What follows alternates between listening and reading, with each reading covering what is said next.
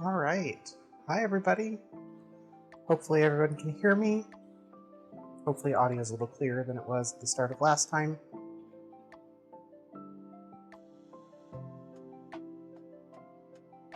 Welcome back.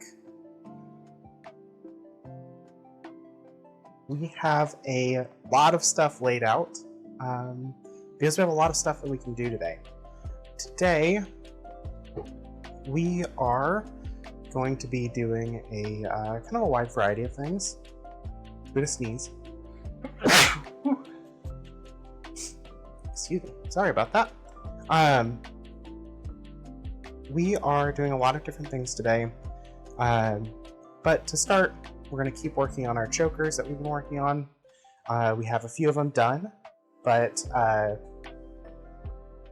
again, we got to kind of get some of the assembly done for the rest of them. So we're going to work on that. And then we will probably start working on our martingale collar here. So I've been waiting on some parts, but they have finally arrived.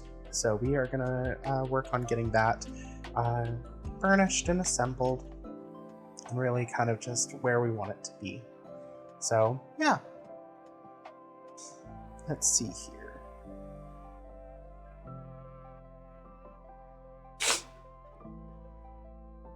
Oh, my allergies are something fierce today. So yeah, we're gonna go ahead and get started. I got some cool stuff to show. First, this is one of the ones we worked on last night. I did a little bit of work off camera here. Bring it up here so you can see it a little bit. You'll notice it's a little different. It's got some stitch lines in it. I'm excited because this has a backing on it. So there is not really any metal that touches skin. We're not going to do that with a lot of these because we're mostly done, but I do want to do that with a couple of them. Mostly just because we want to kind of have some options here. And it's just a cool, unique design. So for these last two here, we're going to do that. And then for this one, our 1-inch choker, we're going to do something a little bit different. You'll notice I've got some lace laid out behind it. We are going to actually add some lace to the back of this one, which could be another fun addition just to make this a little more unique.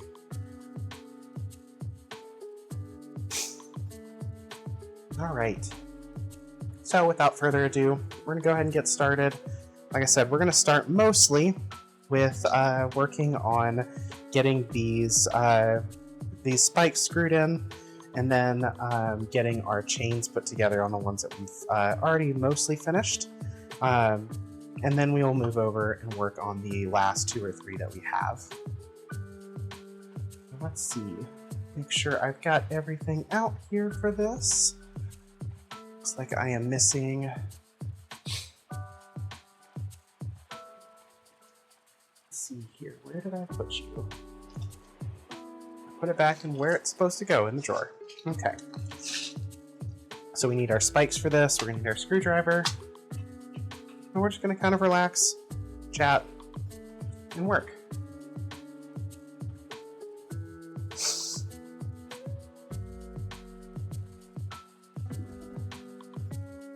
All right.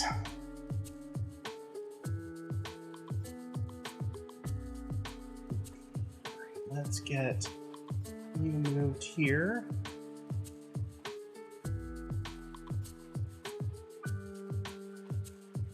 Let's see. Bring you lower here. A little bit of a top-down but closer view here. Actually, go back this way. There we go. That way I've got somewhere I can show some stuff. Let's see. That would be a little bit better. Yeah. Okay.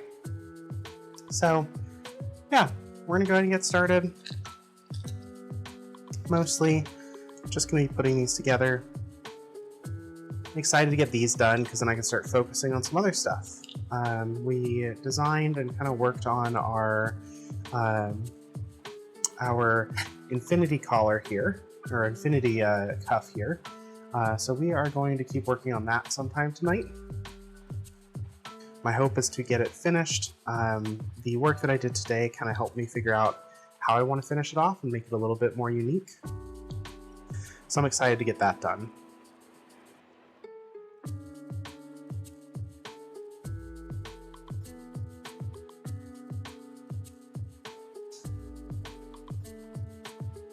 Hopefully everyone's having a good evening.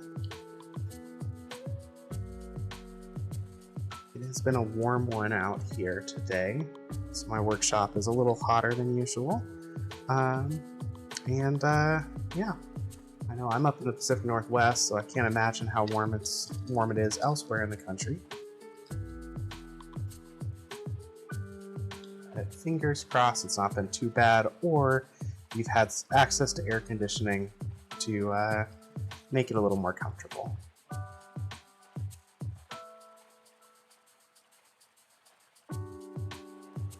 Alright, I'm going to give these all, just kind of screw all of these in, and we'll go through and tighten them.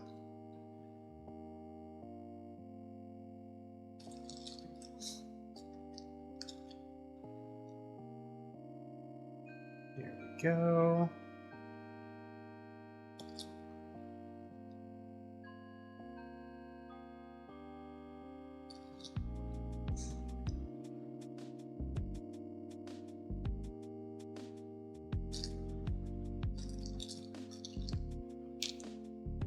For anyone who's dropped in, thank you so much for coming and hanging out. My name's Birdie. I'm a leather worker.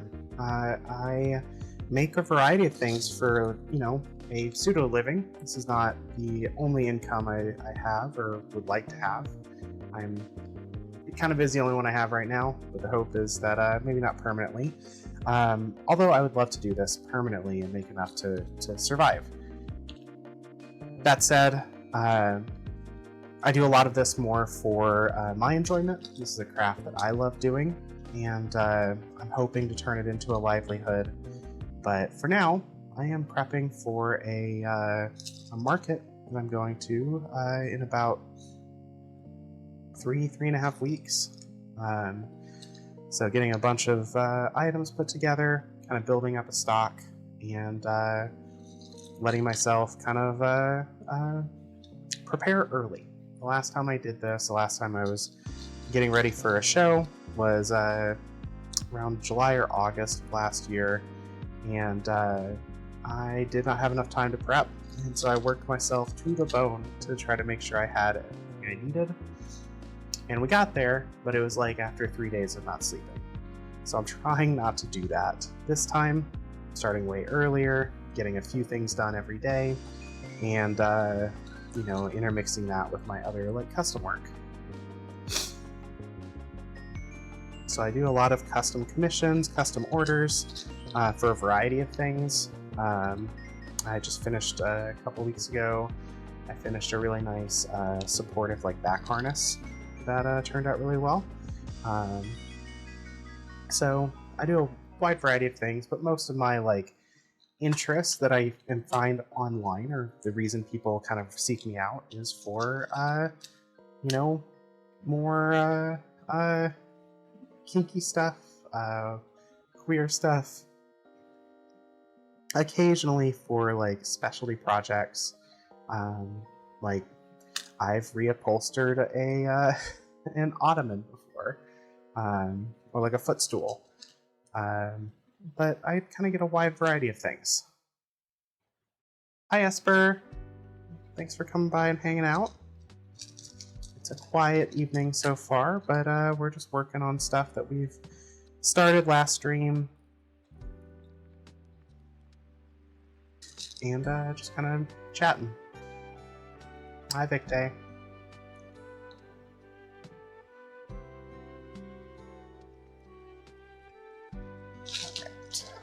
Move that a little bit so it's a little easier to see here. We're just adding the spikes to these chokers. And we'll tighten them all down and start working on the chains.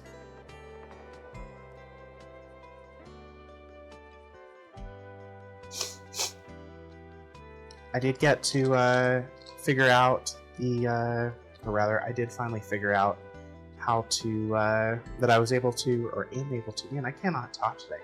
I figured out that I'm able to actually put backing on some of these, and can actually stitch the backing. Let's see if I can get it here, so I can actually stitch it so there's no metal touching, which is just a nice feature to have for people who are more sensitive to metals in general.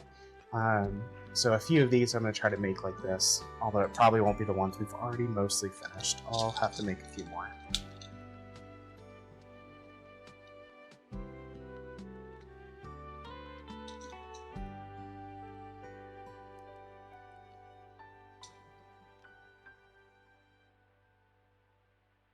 There we go. One more here. We're going to tighten those that we just made down.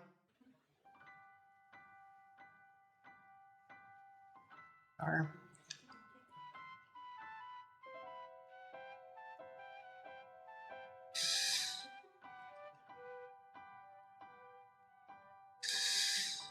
Spent a fair bit of time today working on my website. It had been running really poorly for a while, and I've always attributed that to, I built it myself, and I am not a web designer by any means. But I was going through and making some adjustments, and I think I finally got it to a point where it's running pretty smoothly. Kind of like finally fixed and got rid of the code that was really inviting issues. I had some code that was specifically, it was very specifically causing spiders, like web crawlers, to get caught in my shop system by just going in perpetual loops, and it would effectively DDoS my system every time a bot would crawl it. And that was not helpful, because that means the website would go down all the time. So I was finally able to remove the little bit of code that wasn't working, and I think, fingers crossed. I think it's fixed. I think we won't have that issue anymore. That's my hope, anyway.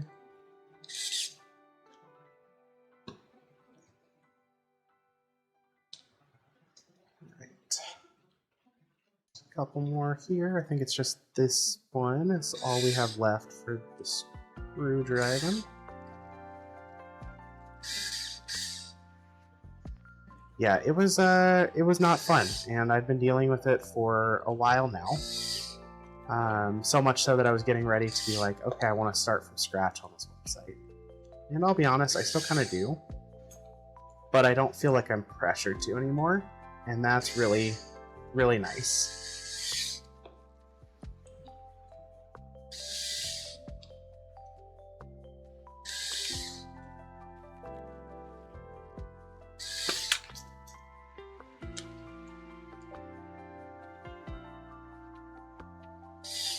I'll be the first to say my website's still probably not optimized exactly as it should be.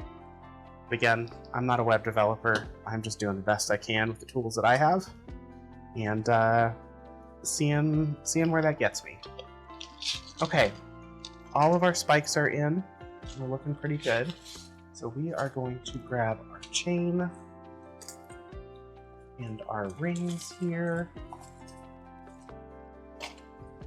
Little jump rings, and we are going to start working on getting our chains wired up. All right, so we're gonna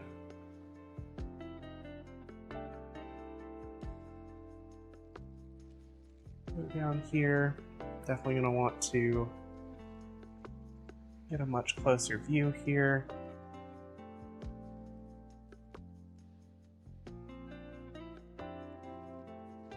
Let's see, I think I'm gonna swap these over here. And I need to grab my little helping hands.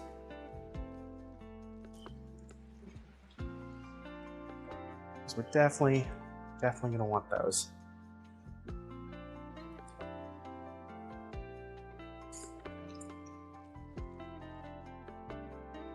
Okay.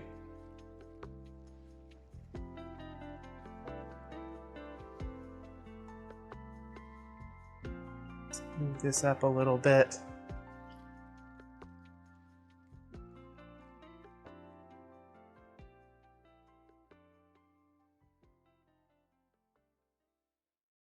There. There. That should be a little bit better now. I can see, hopefully you can see all right.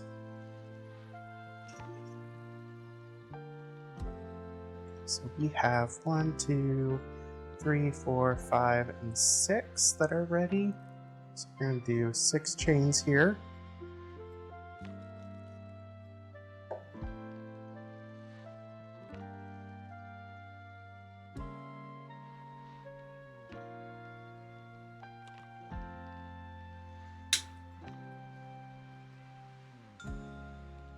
That out of the way for just a moment while we get these cut. So we're looking at about 2-inch chains in total.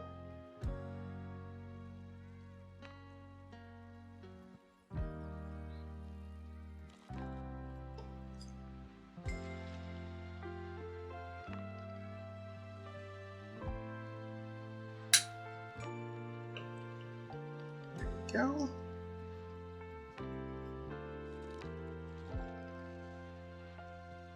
And these don't have to be exact, but I am trying to keep them pretty close so that the sizing I'm going with is pretty standardized.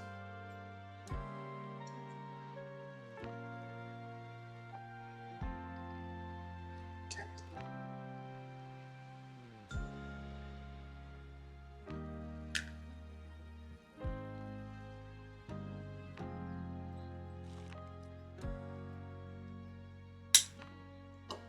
There we go.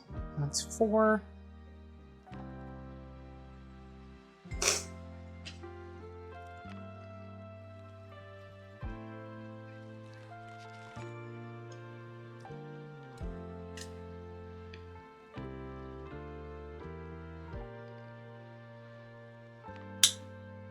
Go, that's 5. 1 more to go.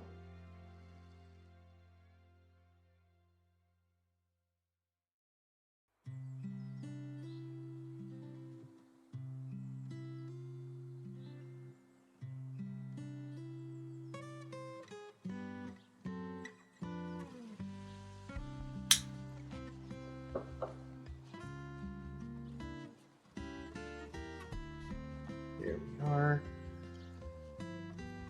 That is 6. So that's all of our chains. Now we need to modify them. Make sure I've got my tools here for this. We are going to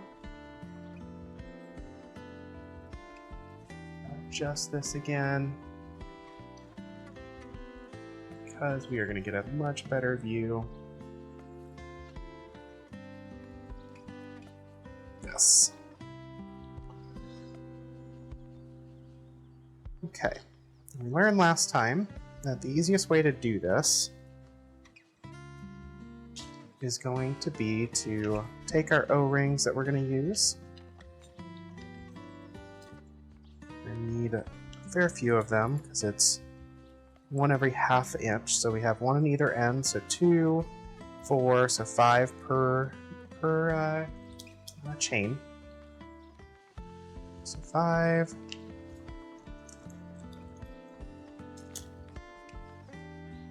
Okay, come on.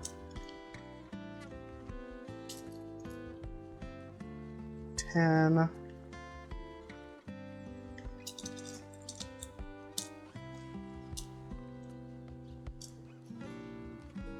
15.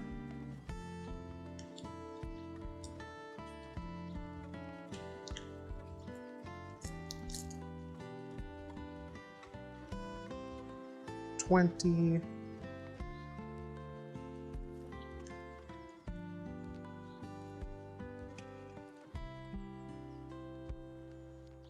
25. And last 2.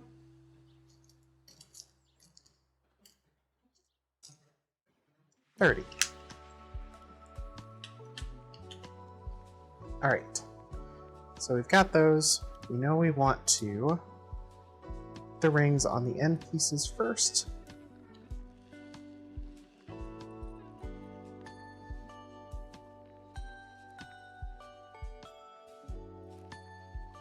Mr. Handy back a little bit.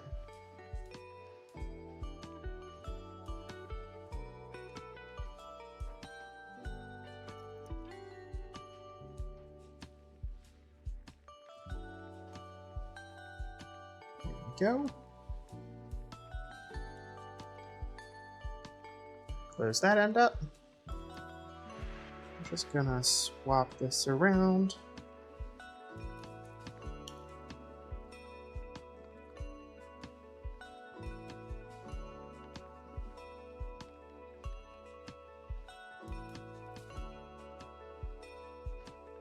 There we go. Sometimes you can just pinch it back with the same pliers. No need to make things difficult.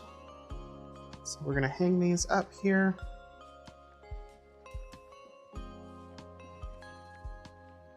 Just like this. Make sure we're in frame here. And then we're just going to add our middle one.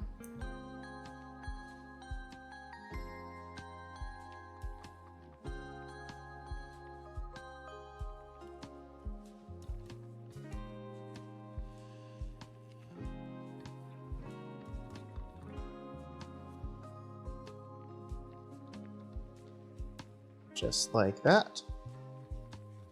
Push that back together.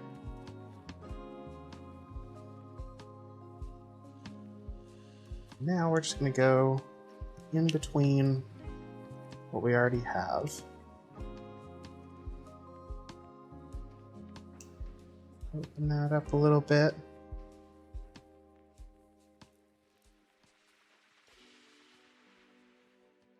Just like that.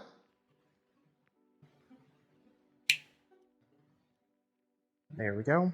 One more to go on this one.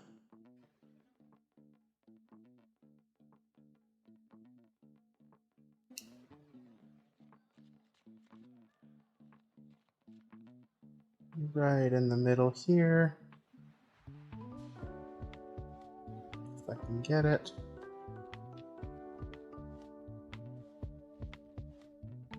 There we go. Just like that. That's one of them done. Just 5 more to go.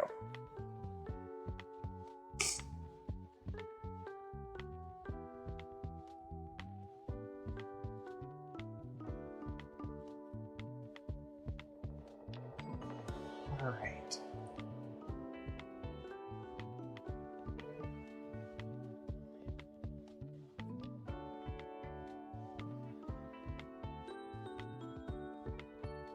Go.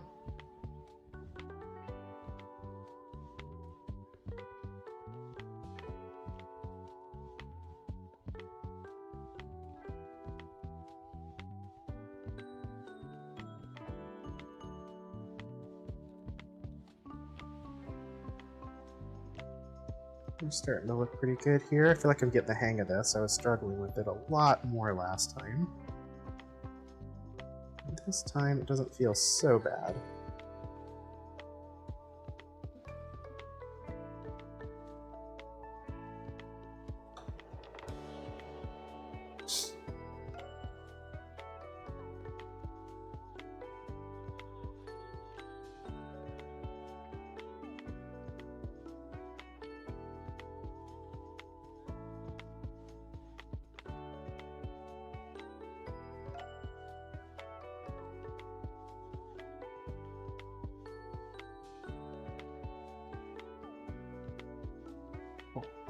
That barely made it in before I dropped it.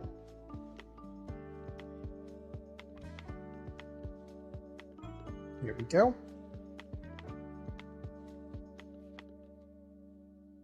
Let's see. Probably even do this. help a little bit.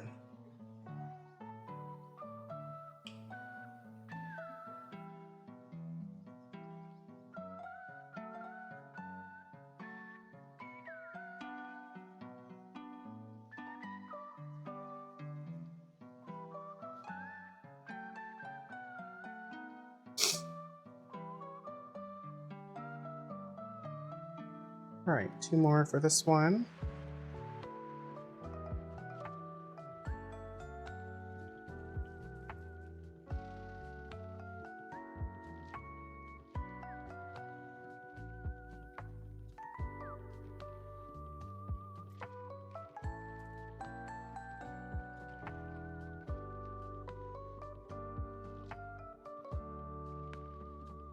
One more to go.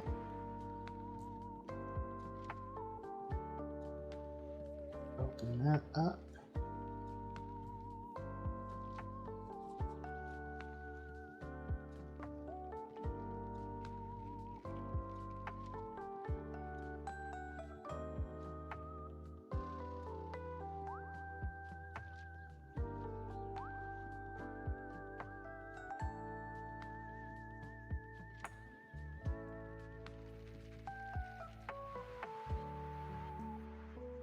There we go.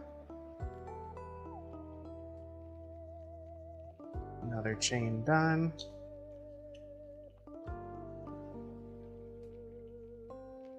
Zoom back out a little bit. I think that's actually a slightly better view. Seems to want to focus a little bit better back here.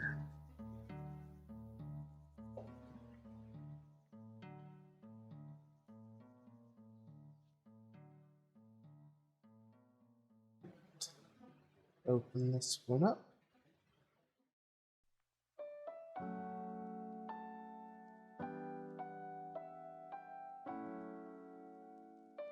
Get my fingers to work here.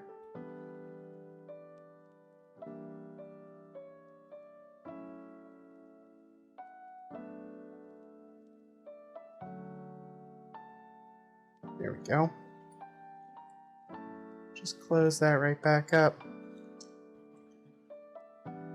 Do the same thing to the other side.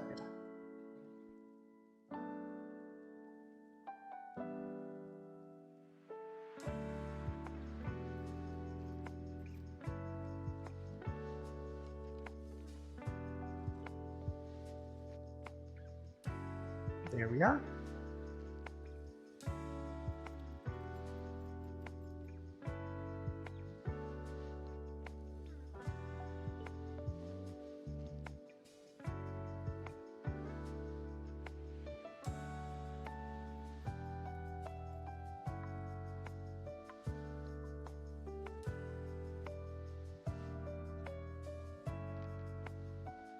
Add one here to the middle.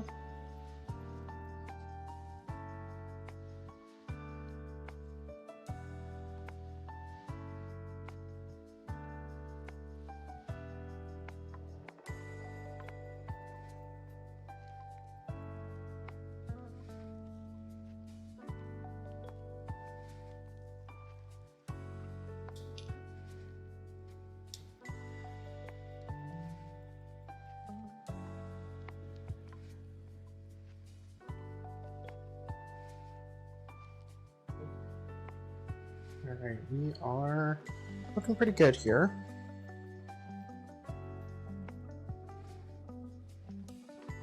Actually going a lot faster than I thought it might.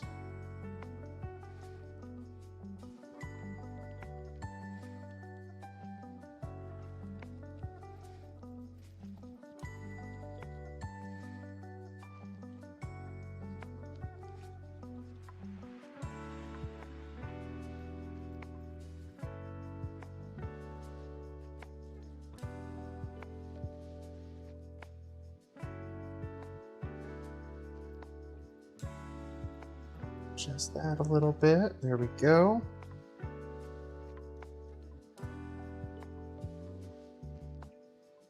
And then just close that ring back up.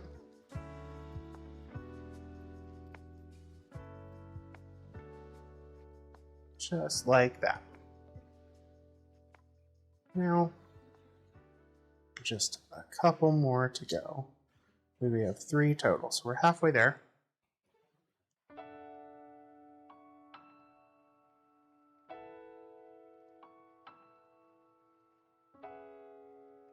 Then all we really have to do is put them on the chokers, and the chokers are done.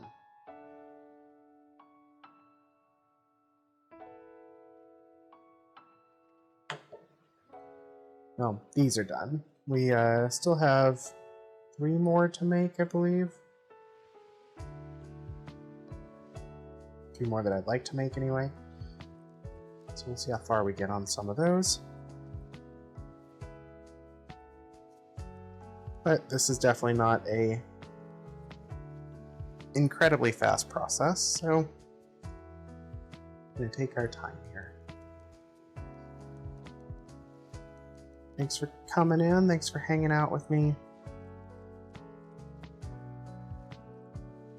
No, it's not the most fancy of work. In fact, this is arguably not even leather work right now, but it's for leather projects.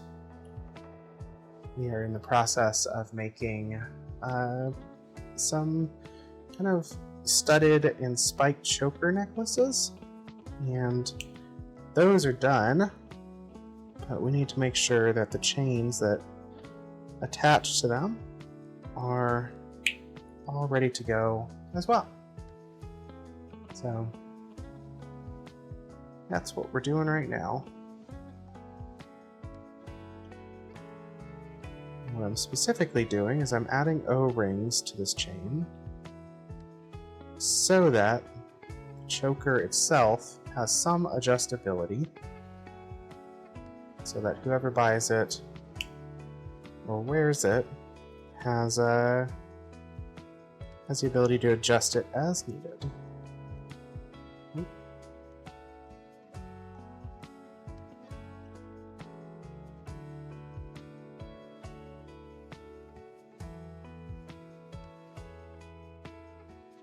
There we go. That's another one done. 2 more to go.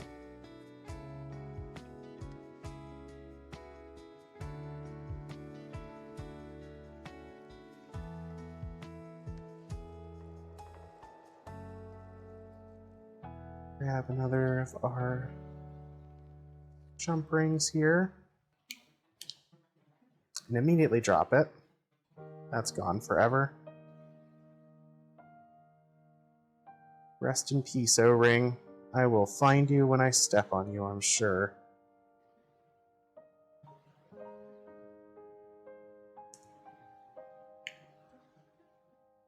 Okay. Put this back here. That's part of what's messing me up right now. There we go. One on this end, one on the other.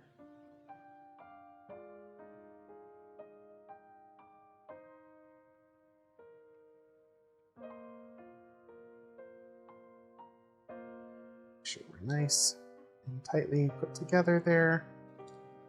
We don't want these slipping off the chain at all.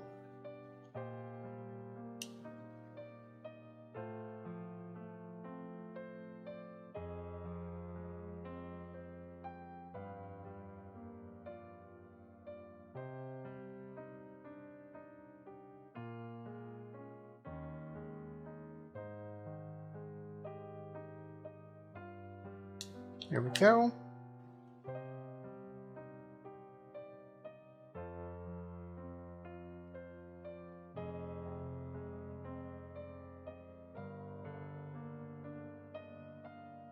Just a couple more to add to this one. And 1 to go.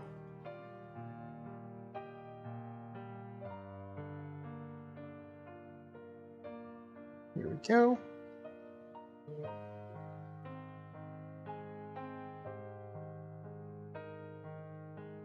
Close that up nicely.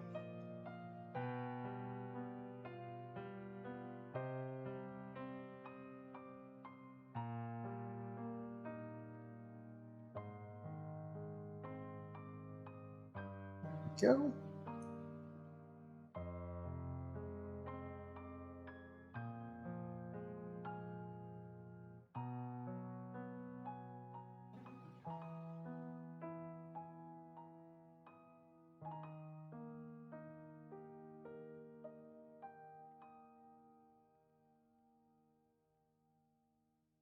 There we are. Looking pretty good there.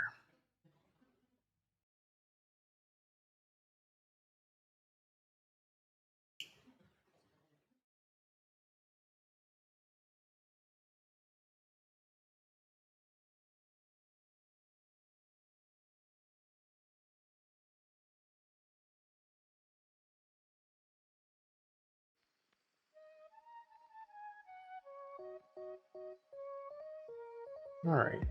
You can work with me, chain, please. There we go.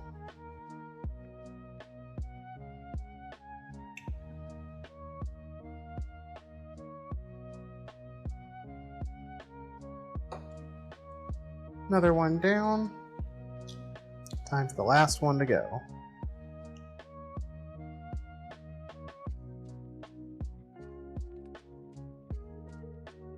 I feel like there's probably a more efficient way to do this, but I still don't know that way. I'm not a jeweler or a like jewelry crafting person, so this is all kind of just what works based on my own trial and error.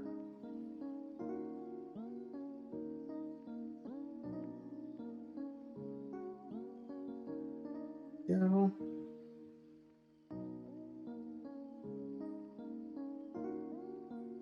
Slide that through.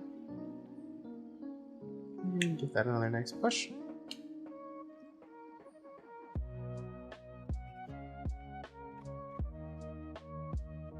Go. Hang this one up too. Alright.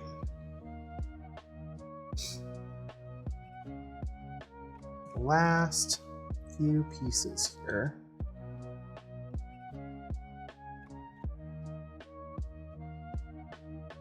Do need to get one more O-ring out, or one more jump ring, because I dropped one. Grab that here in just a second.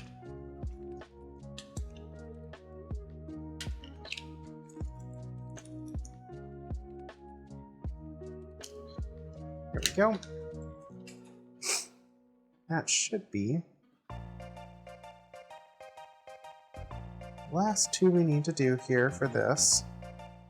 So we got a little bit to do with jump rings, but those are going to be more tied to the clips, so the other side of the chain.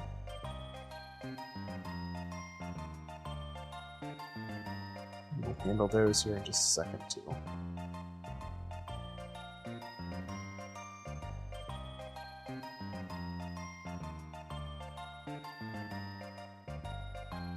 There we go. One more O-ring to go. I'm saying O-ring. These are not O-rings. Not... I can't pick them up, but not in the same way that you'd think of, like, an O-ring for sealing a pipe or anything.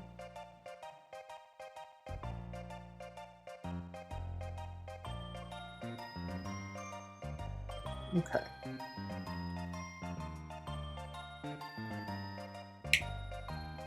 There we go. Hi, Star. How are you doing?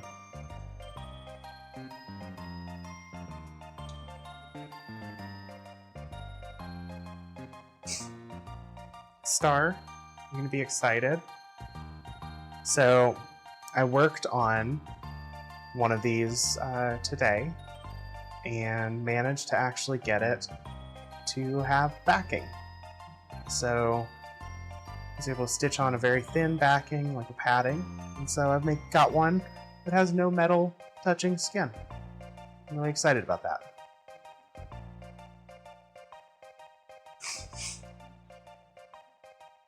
Alright, with these made, we need to get out some of our clips here. About 6 of them.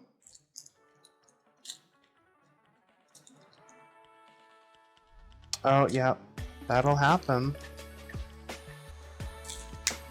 Still, sorry that you're dealing with that. It's never fun.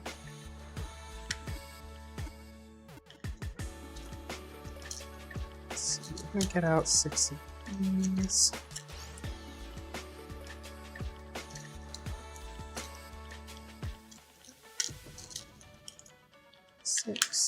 And then 6 more of our smaller ones here, just like that.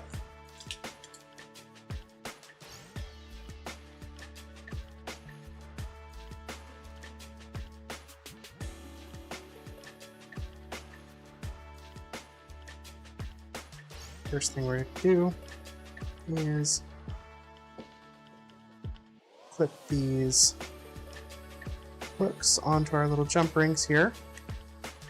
Yeah, I'm excited that I can offer something that is not as likely to have like metal sensitivity issues. And try to be sensitive to those allergens wherever I can. But it's not always easy, especially with some of the simpler stuff like these chokers. So I'm excited to get there.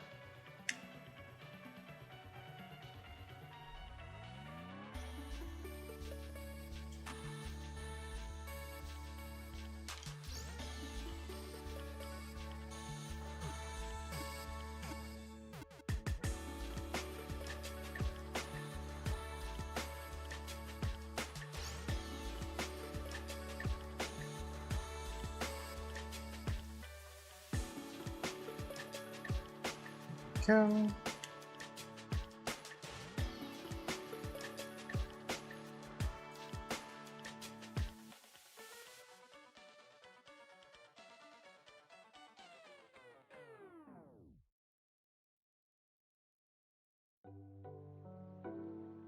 Star, I am realizing right now that I still haven't texted you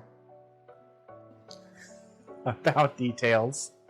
So I will do that here right now before I forget again.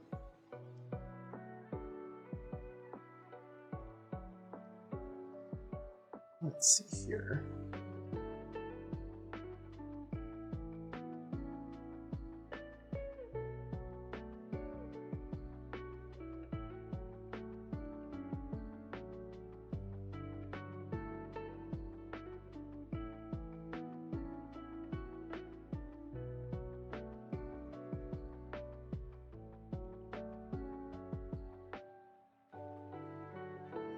So I'm just gonna take a couple photos here of the details.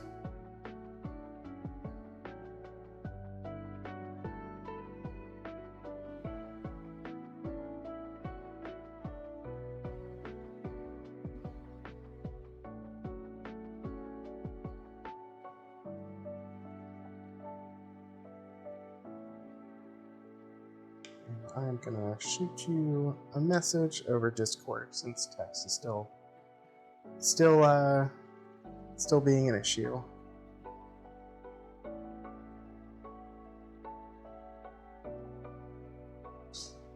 The dates on the poster I'm sending aren't up to date. They're from May, but the details in the message are up to date. Also, hi everybody. Hi there. How are you doing? Nova, I hope you've been doing well.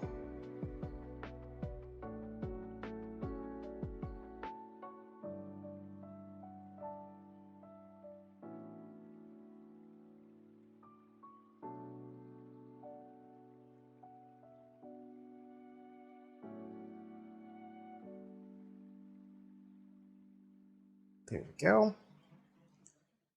Now, let me remember which way I want to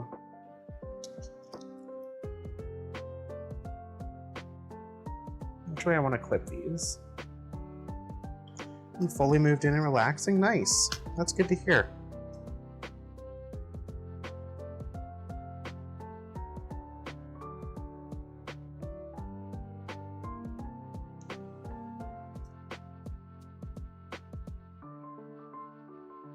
Okay.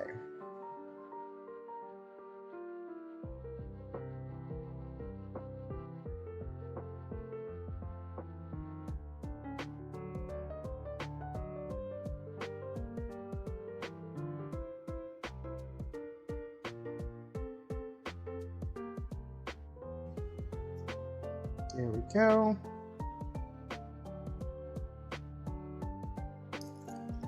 Just gonna get all of these while we're working on it.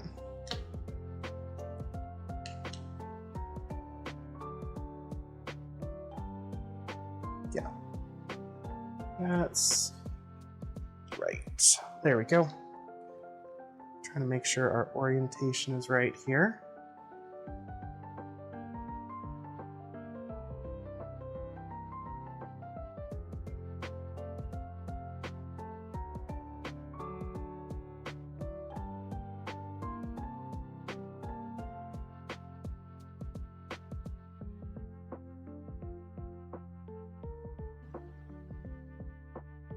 There we go.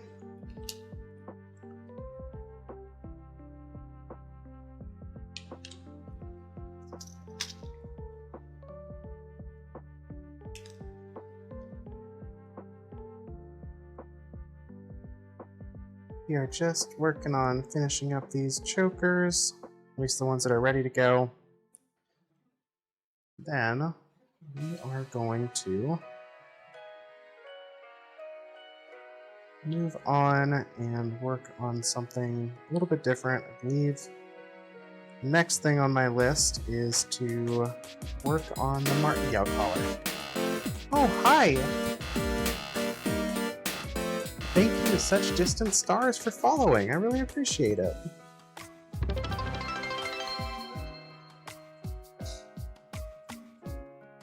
Ah, hi. We just reached my follower goal. I really appreciate that. Thank you so much.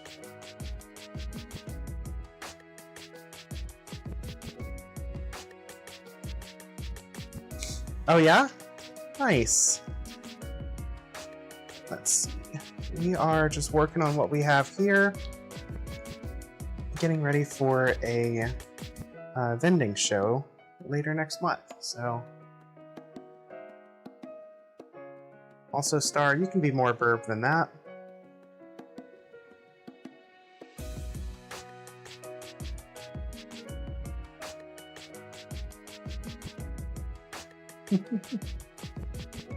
%16 burb? What is going on? Chat sesh low burb potential.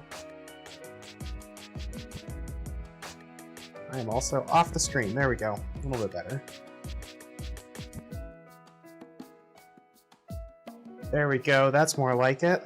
We're still waiting on that elusive 100% burb, though. It is possible.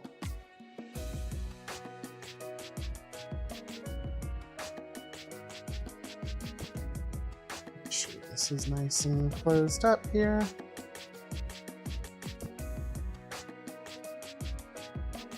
There we go. Couple more to do for this, and then you'll try later. How does one become burb? That's a really good question.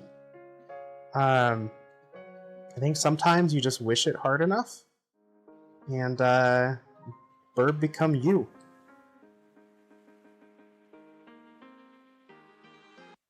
Pretty sure that's how it happened with me. Or I was always a burb. One of the two.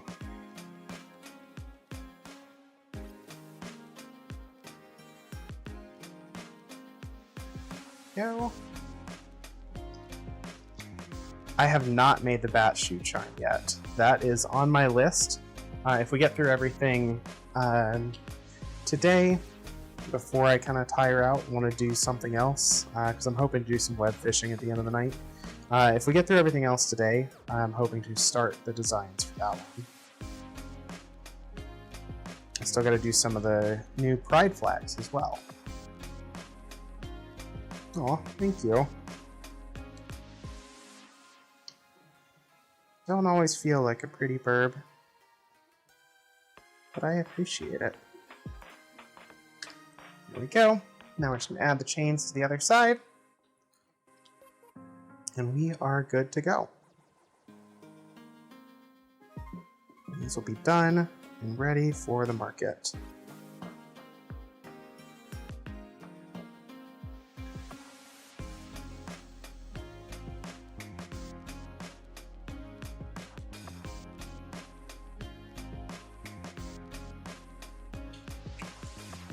Go.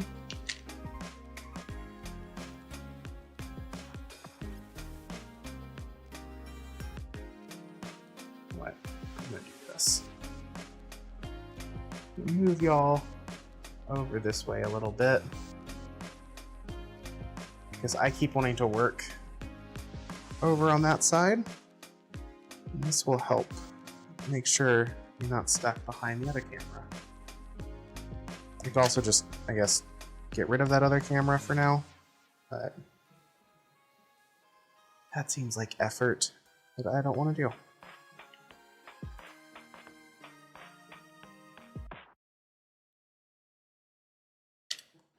Okay, not drop this all the time. There we go.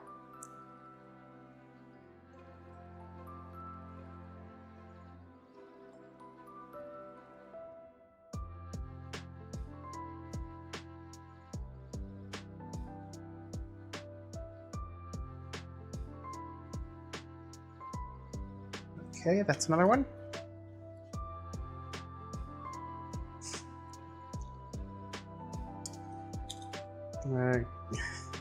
Gonna tell Mom that y'all are calling me pretty. But thank you.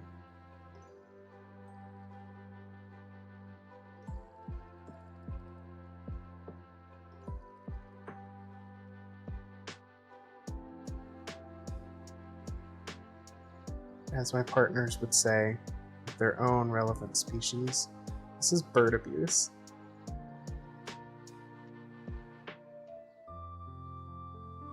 Although, I'll be honest, the real bird abuse is trying to work with this set of tools right now.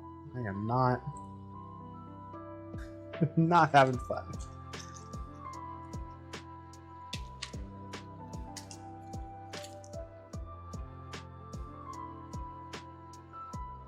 Okay, just a couple more to go.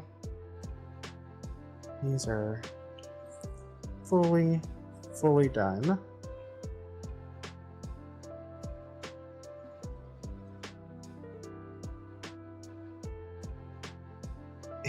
It's just true we cannot be silenced. I mean, fair. I certainly can't silence y'all. I could silence Borb, but I feel like that'd be unfair. Borb represents the people and the critters that are in this chat.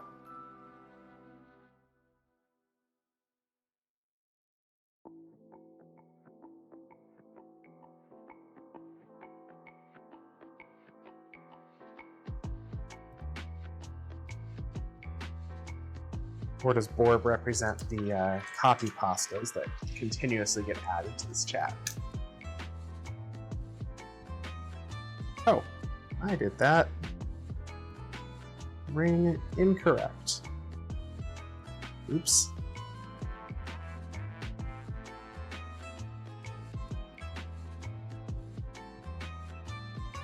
Alright.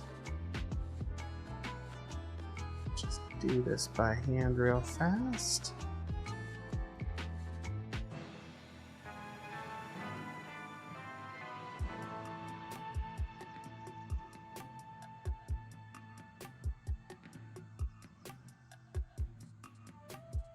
Doing the same thing.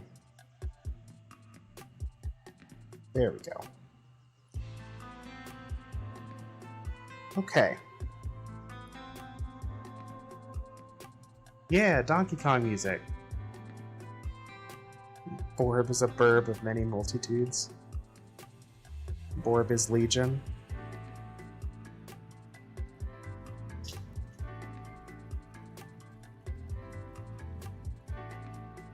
I think Borb needs to be paid for how much it advertises Final Fantasy XIV. Okay.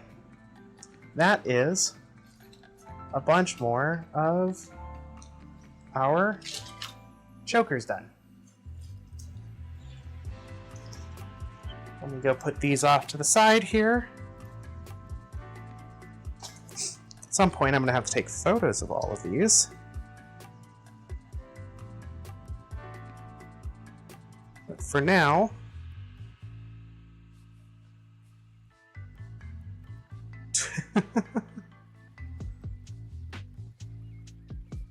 now I'm just going to set these aside. Yeah, simple chokers.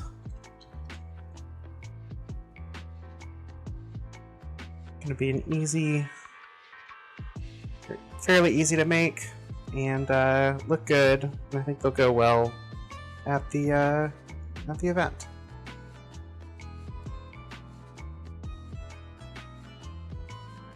Got a number of sizes too, which is nice.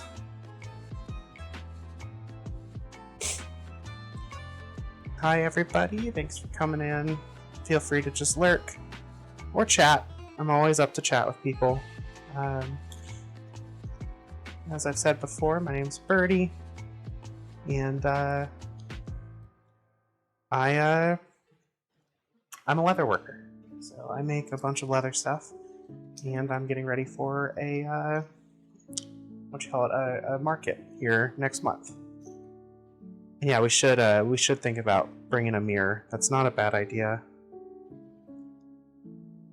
I don't own any really great mirrors, unfortunately. You'd think as a bird I would, but I don't.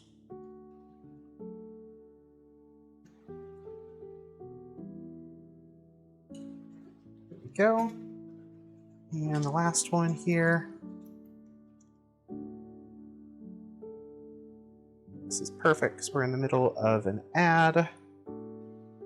So we're not going to start anything till ad roll is done. Gives me some time to get all of these put up.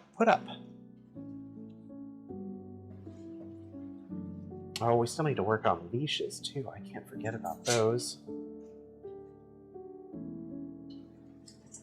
Okay, those are hung up for now.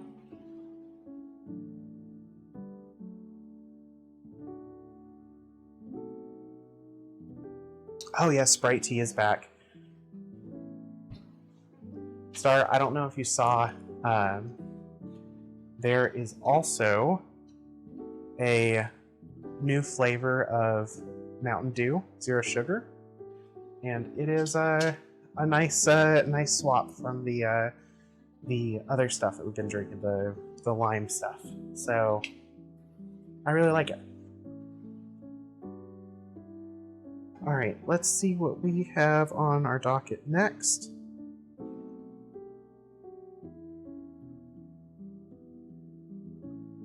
Looks like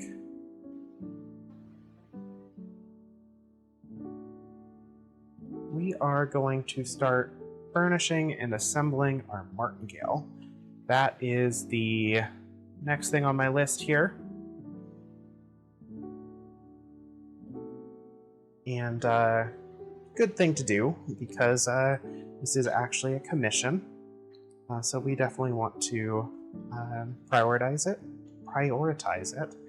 and get it done. So I'm going to put some of these tools away here, just to get them out of the way, start using them right now. Now we started this martingale last week when the order came in, but I've been waiting on a couple parts, so we haven't really had a chance to do much with it. Now, that's going to change. So we finally have everything we need here. And I think I actually want y'all on this side.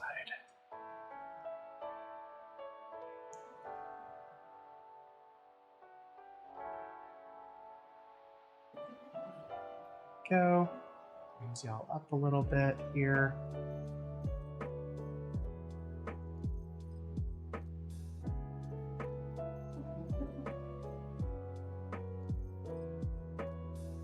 There we go. That should be a little bit better. So you can see what we're doing here. First thing we got to do is swap this out. Right now we have a stamp here. And we need to punch a hole in our martingale that we didn't do last time. I'm just going to pull that stamp out. See, it's a nice, nice stamp of our herb logo. So my leatherworking emblem. I'm also going to... The speed at which you break the sound barrier depends on many conditions, including weather and altitude. It's approximately 770 miles per hour or 1,239 km/h at sea level. This was achieved by pilot Church Yeager in 1947 in the X-1 Bell aircraft. Well, the more you know, I guess.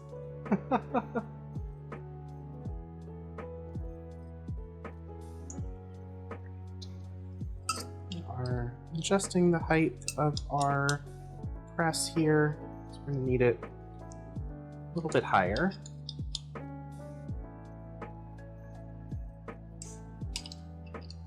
Also, Nova, thank you for the lesson in aeronautics, physics, all of the above, aviation history. Your plane nut, that's fair. Planes are pretty cool.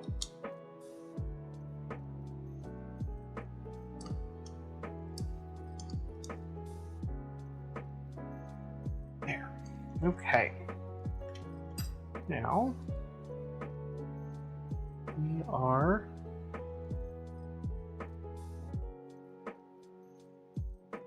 going to set y'all, trying to figure out a better angle for you. Because unfortunately there's a handle right in the way of where I keep putting my mic and camera. So we are just going to adjust this here until we get where we need to be. I think if I do this,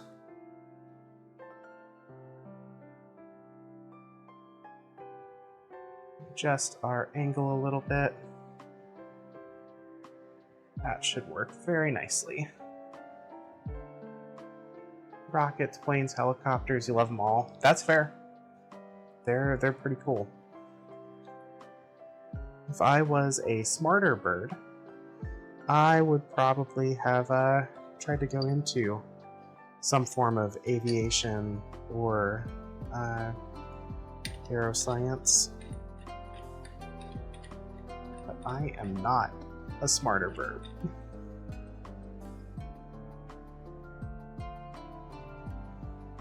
Here we go. All of this to punch one single hole.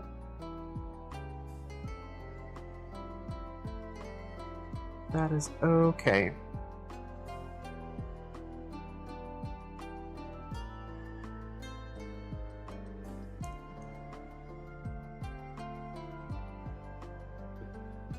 There we go. Just like that. Nice hole punched, ready for the buckle when we actually attach that. First, though, we are going to do a little bit of burnishing here, because we got to get the backs and the edges ready for this. And we also need to mark our stitch lines. So this is going to be a little bit different than we've been doing in the past, at least here on stream, and that is because I have to hand stitch this one. The threading that was ordered on this one is not a thread that will go through my my sewing machine. So we are going to hand do it. It will turn out very nice. But it does mean we need to mark stuff. Grab my ruler, which is right here. Yeah, absolutely a classic. You know, you get your system set up for new tools, and the first thing people order is stuff that can only be done with your old system. It's great. So we are going to mark this.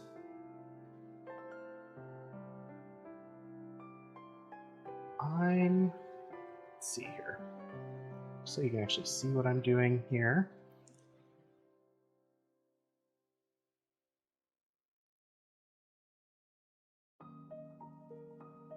Okay, move this over a little bit.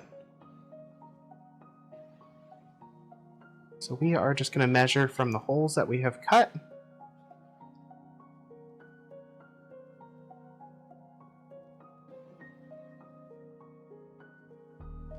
Because we are looking for really just about 2/10 of an inch here.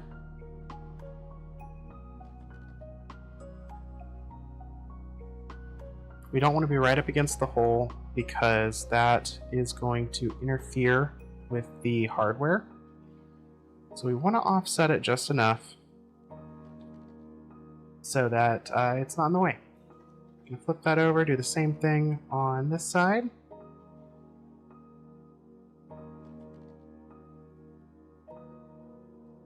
I'm going to make a nice square box to work with. That way our stitching looks clean and even. Just gonna set that one aside and do the same thing with this other piece here.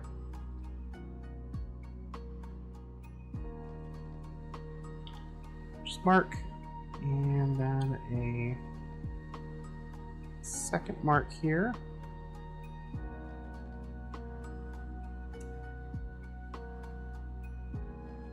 Put that back over the right way here.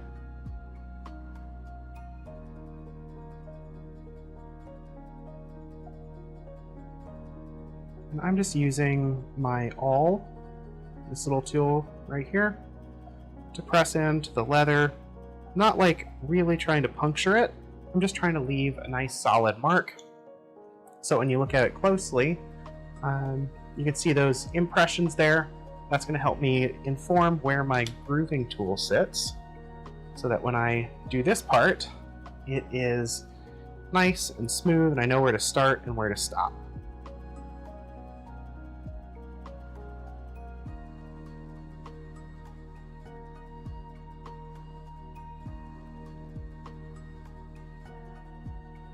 Grooving tool, we just want to go nice and evenly across until we get to our punch mark.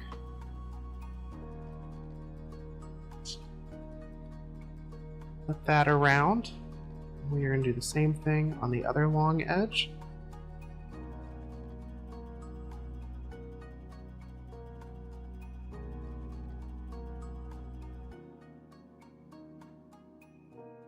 This tool took me a while to learn how to use. A lot of practice, actually. It's not a hard tool to use, there's just a bit of a secret to it. So, you're going to want to naturally just press down. The trick, though, is that you actually want to kind of press in against the leather and then rotate it down to give you that pressure.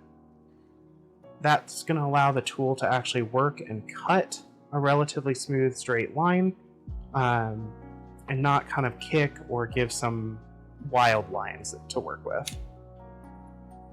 For the other side, or for these short sides, I just use a ruler to create my guideline. And I effectively do the same thing, just like that. So, the same thing on this other side here. And again, we're not looking for a really deep groove. we're looking more than anything, just to mark the leather in a way that we can use for sewing. So there's our box. Nice, even, notable line. We can do the same thing now on this one.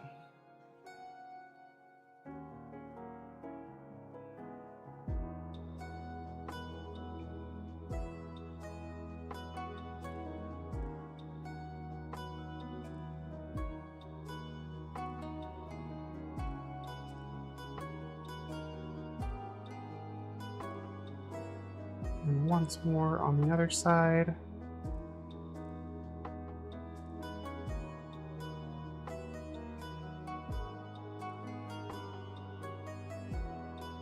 I just want to try to be careful with this tool because we can mar the leather and make it just kind of not pretty. If we cut where we don't want to, or groove where we don't want to be, we can leave some lines that are really hard to hide. I tend to use this tool when we are stitching, which is helpful, and the stitches usually cover it nicely. But you still want to be careful with it. There we go. So those are marked. Now we can work on getting burnishing started.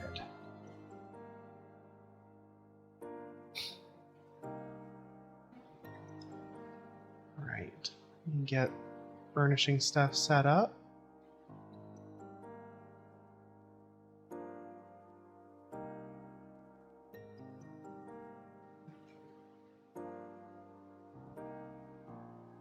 Okay. How's everyone doing tonight?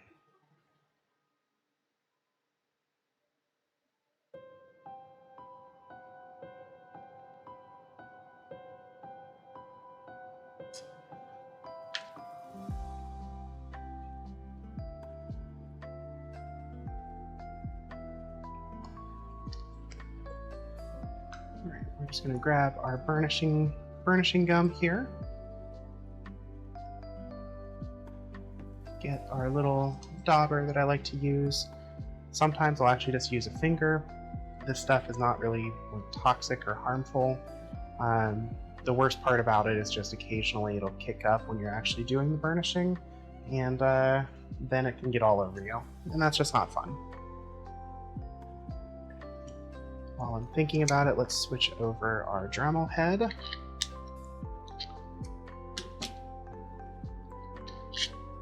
One of the things I would really love to get would be a tabletop Dremel, or a tabletop burnisher. Saris needs a bird to stop shrimping. I'm not shrimping. Saris needs you to hydrate. I can hydrate. Give me just a second. I'm looking for a missing Dremel head. Where did you go? Where did I put you? There you are. Way off where it shouldn't be. Okay. Just gonna get this tightened up here. And I promise I will hydrate. And I promise you I'm sitting up straight. I am a flat shrimp, not a scrunched up shrimp. Okay. Cheers, everybody. Drink a little bit of water.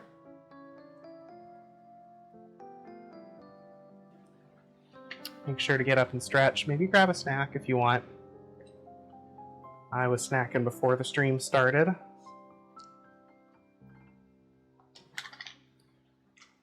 And yeah, let's go ahead and get our burnishing gum on one of these. Dremel. Absolutely right. We're gonna love this. We always do.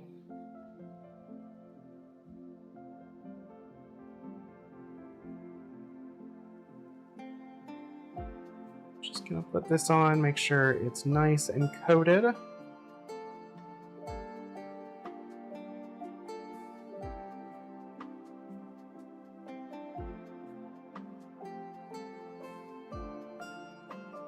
this was a more firmly backed leather, I might actually take a moment and sand this down.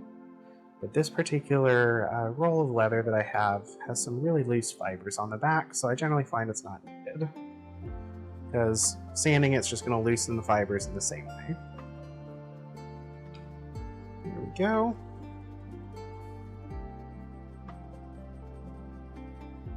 Alright, and with that, we're going to go into burnishing. I'll be here. My mic's going to turn off for a few moments, but we'll be here. Feel free to enjoy the music without the sound of the Dremel.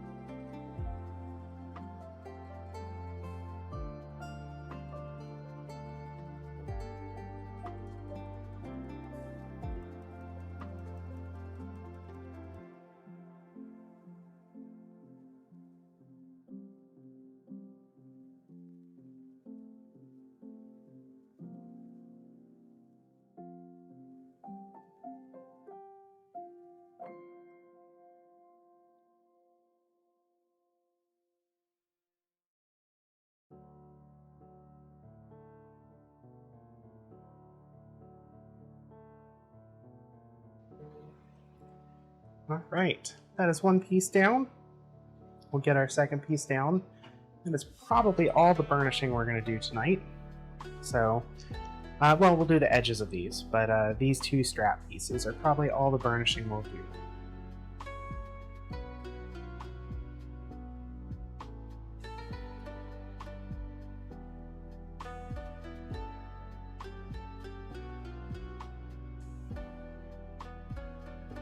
There we go, looking good.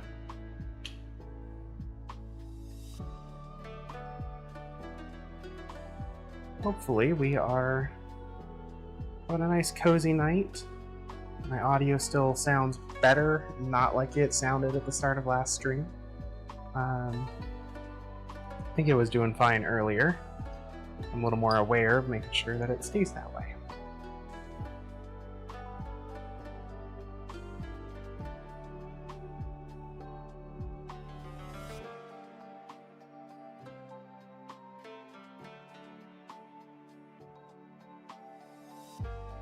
Just a little more on the back here. Probably gonna move my camera a little bit because I'm realizing I'm holding stuff with my left hand and that is blocking most of the view when I do.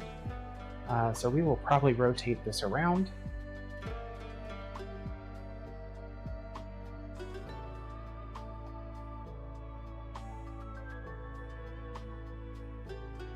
There we go.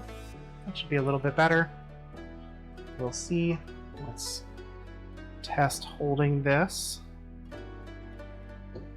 My hand's still going to be there. Hi, Matcha! Let's do a cheeky raise here. And a little bit of a rotate. See if that helps. That should be a little bit better. Alright. Of course I would sneeze. Allergies are great right now.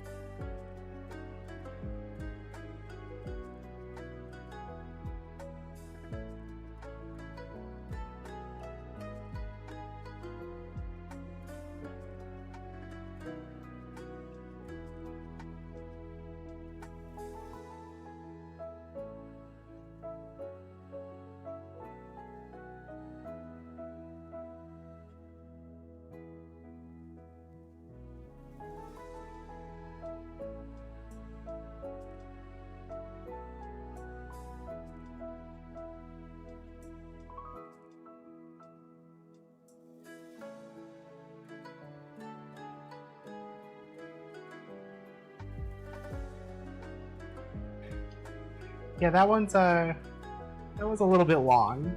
I think it it was a little bit too long here.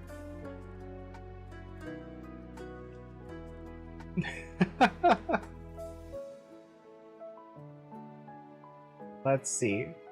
Maybe I can make it work anyway. We'll get a free go if that's the case. Crazy? I was crazy once. They locked me in a room. A rubber room. A rubber room with rats, and rats make me crazy. Crazy? I was crazy once. They locked me in a room. A rubber room. A rubber room with rats, and rats make me crazy. Crazy? I was crazy once. They locked me in a room. A rubber room. A rubber room with rats, and rats make me crazy. Crazy? I was crazy once. They locked me in a room. A rubber room. A rubber room with rats, and rats make me crazy. You know what? I side with TTS on this. I shouldn't have played that.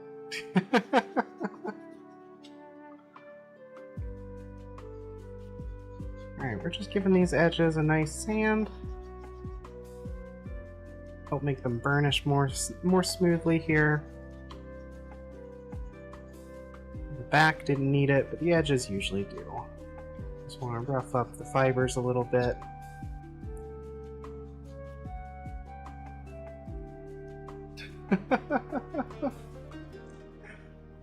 Oh, that was a clippable thing? Okay. I see it. I think chat likes the rats.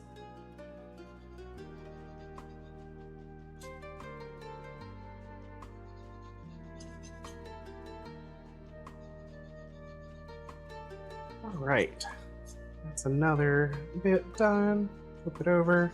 The other side here. Did you know that if you ask Rick Astley for a DVD of the movie Up, he won't give it to you because he's never gonna give you up? However, by not giving you up like you asked for it, he's letting you down. This is known as the Astley paradox. Zaris.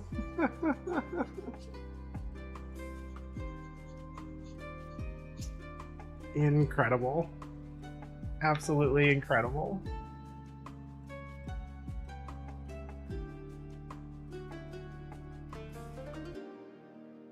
Okay. We are ready.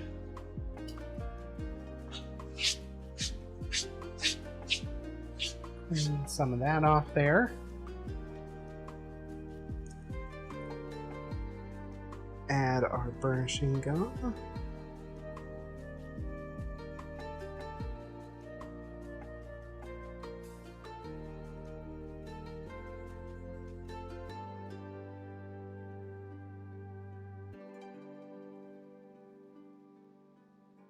There we are. Looking pretty good there. All right, do a little more burnishing here, just a few more times, and then we'll be done with this part.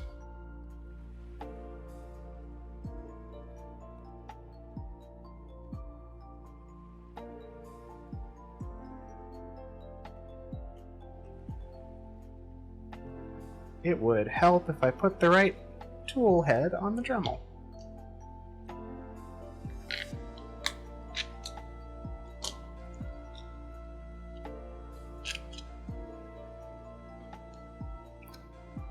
Thank you, Nova.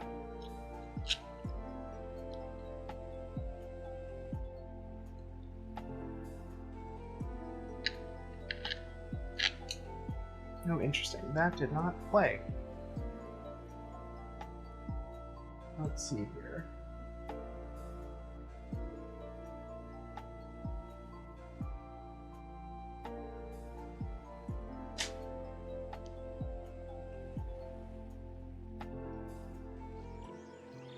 There it is. Okay. It was just delayed. You just scream at your phone instead. That's fair. Alright, we are going to burnish a little bit.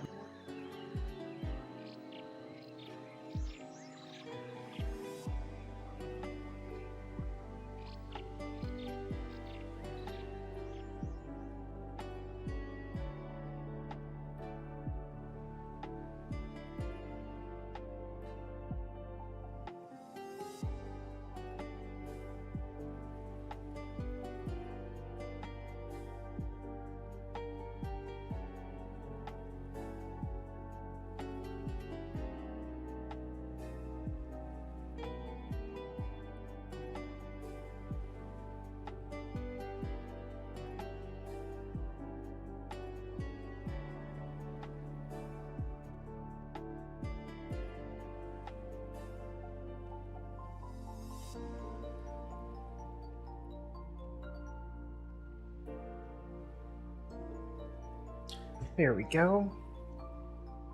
Nice smooth edge there. And the same thing on the other side.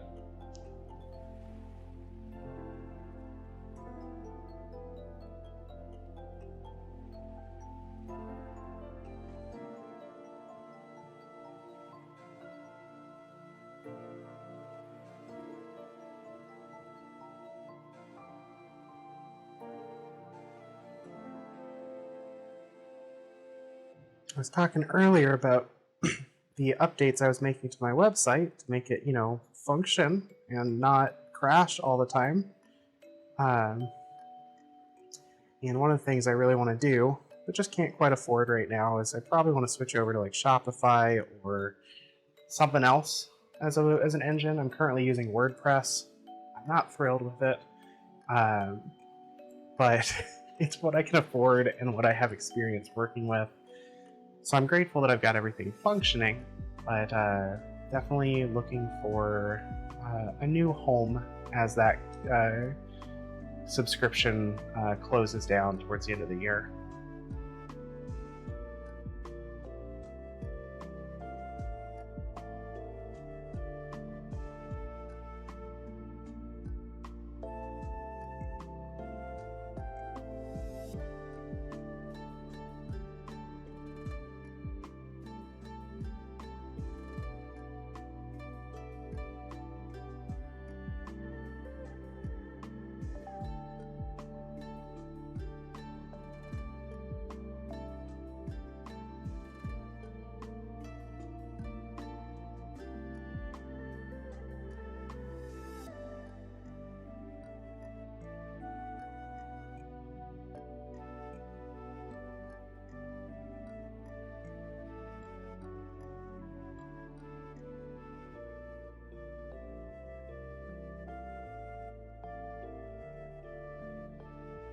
Alright, one more piece to go.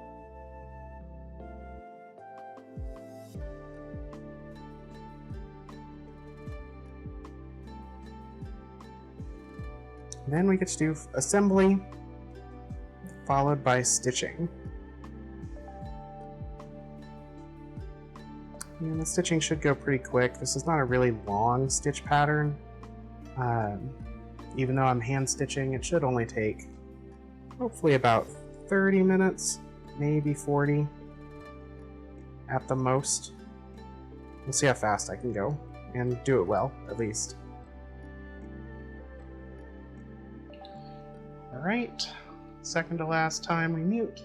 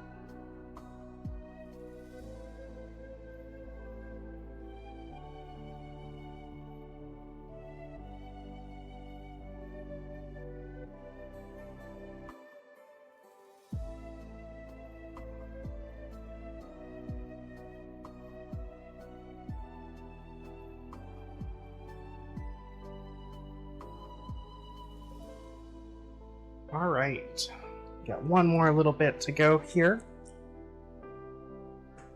Oh, I figured out what game I'm going to be playing this weekend. So if you don't know, we do a game night every weekend. Just kind of a break from the Leatherwork. And I usually try to pick a variety of games. Last week we played Everything is Crab, which is kind of a roguelike. And it was pretty fun. I had a good time. The week before that, we did Creature Kitchen, which is a cute, indie game where you kind of where you feed critters. We fed a raccoon, dogs, we fed a demon, we fed a ghost named Pants. It was fun.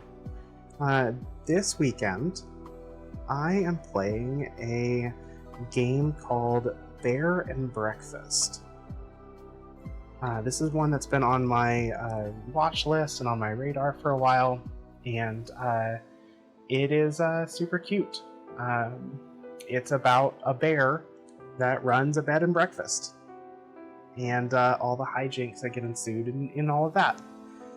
So it should be a lot of fun. Should be just kind of a good casual stream. Tonight, when we're done, I'm planning on staying on a little bit longer and throwing up web fishing. I'll create a server, and actually y'all are welcome to join. We'll just catch some fish, chat, and just kind of wind down after doing the leather work for the majority of the evening. All right, last time burnishing.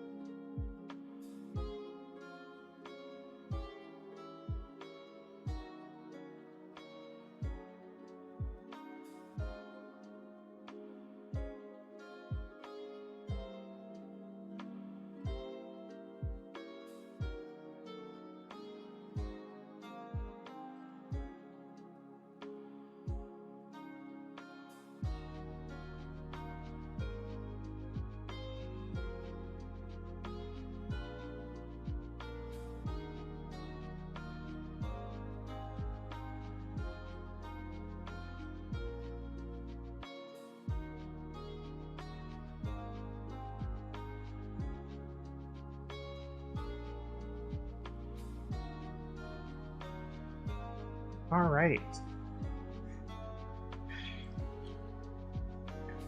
Matcha, I really appreciate you. And we could definitely use the, we could definitely not mute. I just don't know if everybody else could fall asleep to power tools or air tools before we're in this. So we stay on the side of caution here. But I appreciate that is something you are capable of doing. Alright. So, we are going to do a quick cleanup here. I'm actually going to rotate y'all back the other way.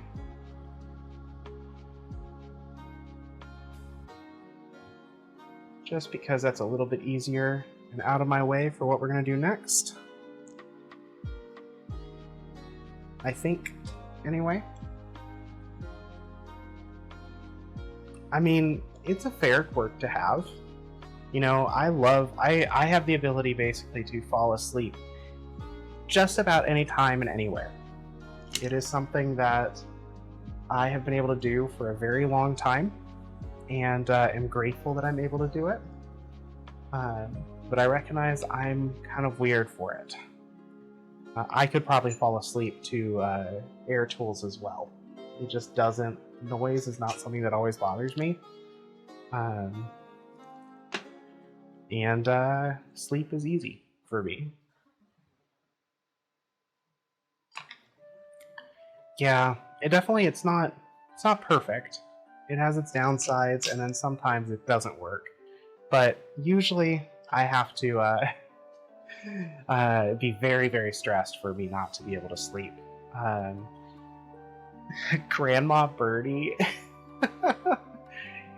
Hi there, kitties. It's past 8 p.m. It's time for this bird to go to bed. Alright. We are going to finish this off. We're going to do some assembly here. Matcha, I don't even know what that means. I don't know if I want to know what that means. Okay.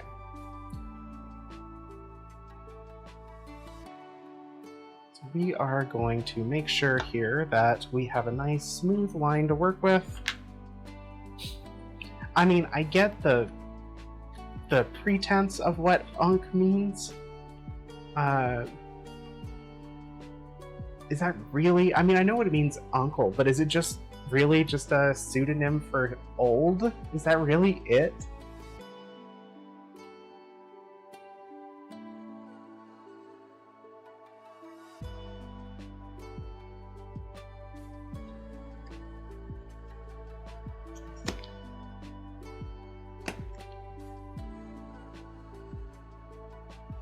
Old and or washed? Wow. Matcha's out here calling me washed. I'm gonna actually move y'all back around here again.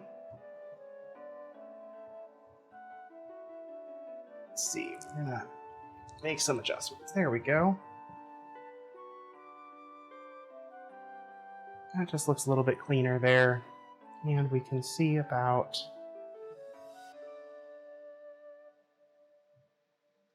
doing that again, so you can see the top a little bit.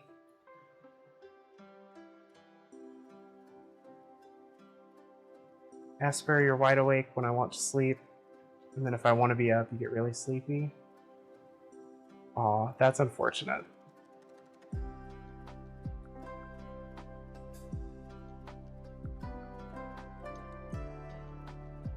Can still happen with tool sounds, that's fair. Also, Matcha, I think that requires them to be paying attention to the stream, which I'm not sure they are tonight. Both of them have stuff that they are doing and working on, so I think we're going to be very, very mod abuse powers light tonight. Alright, so that's one end done there. Let's make sure we want to be just about right over here. So let's straighten this out.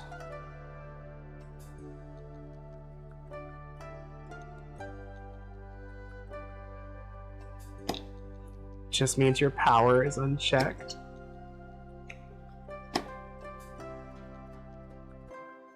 I'm out of stock of the stop shrimping. Like, it doesn't have a cooldown timer. Because it should just be a cooldown timer.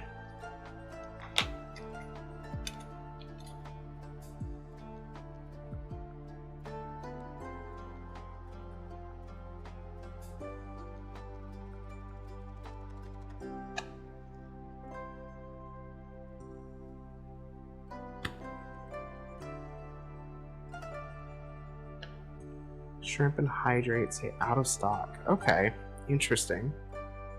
I will take a look at that here in just a second.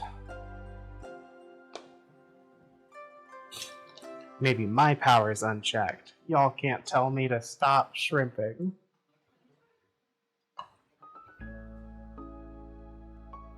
Let's see.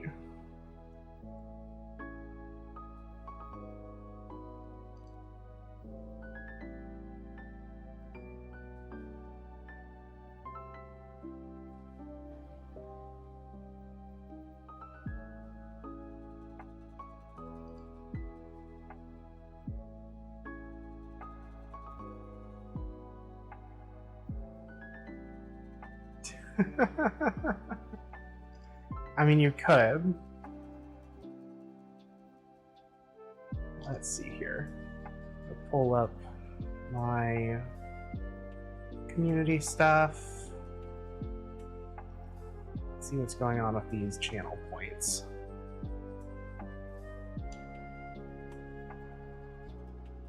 Just do a quick check here.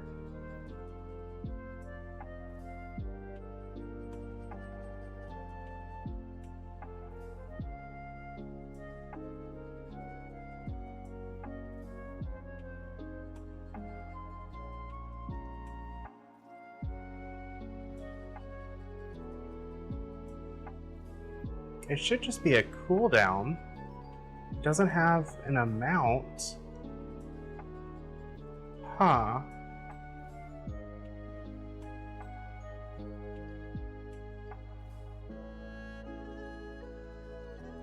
let's see here. So it's got a timer because I wanted it not to be back-to-back spamming. But the timers aren't particularly long. They're only about 15 minutes, so give it a few more minutes. We'll see if it comes back online. If it's still out in a little bit, we will see what we can do, or I'll work on it next stream. One of the two. Okay. So with this done, we are now going to start putting our hardware together.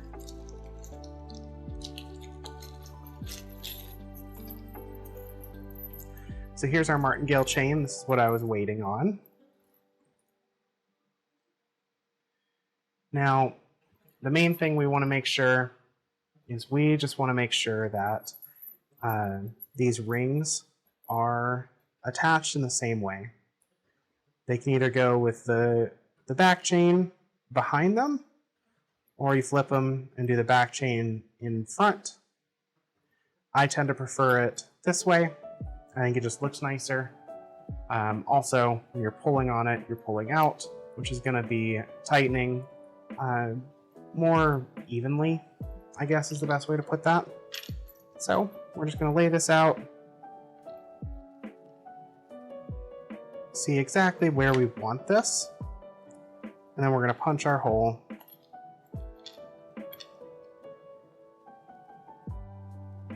Usually I try to line up where there's just a little bit of overlap here, but most of the ring is off or beyond the padding itself. Make sure that we are in the center of the padding there.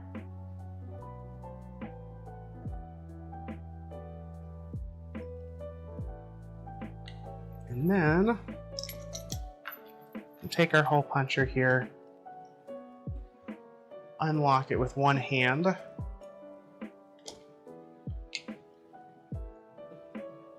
And we are, make sure it's on the right setting as well.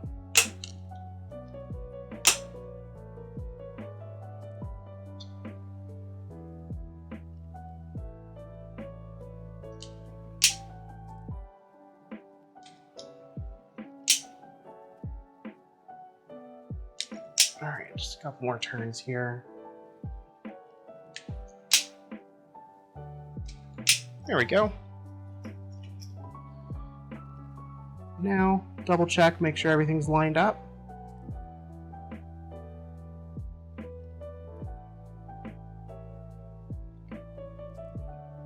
Want to reline our hole puncher here right with the center of the holes we already made.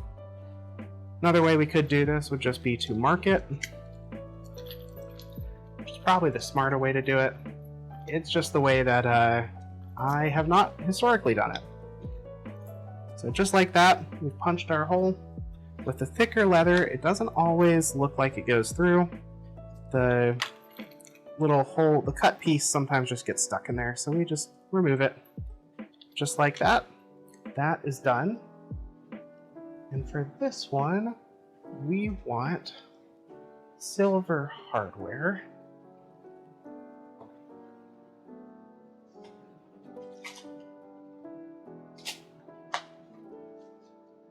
We're going to pull these out.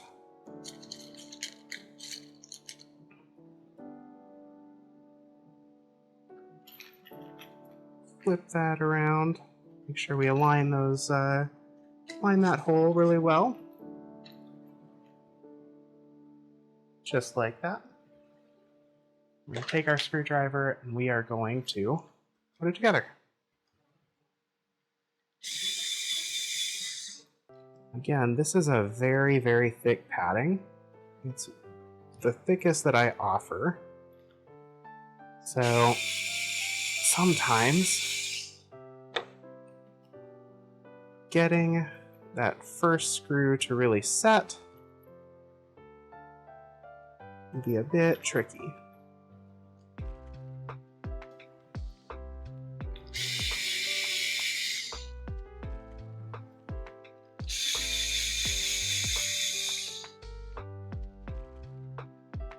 double check, make sure we're lined up here.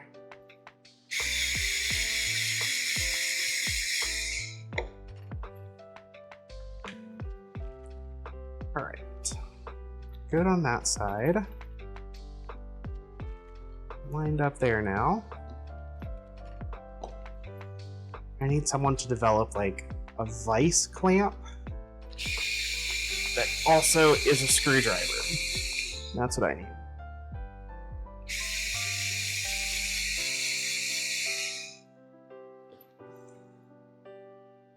Alright. We have a few other options, I believe, for this if these specifically aren't going to work for us right now, which it kind of looks that way. So, if that's the case, which sometimes happens, this is why I keep slightly longer screws on hand as well. I do not get too many orders of the thicker padding, so I don't always use longer screws, but I do try to carry them. Because for situations like this, they're really helpful. And I think we're going to need them for the whole of this collar tonight. Take our longer post screws in. Line everything up again. And then we're just going to take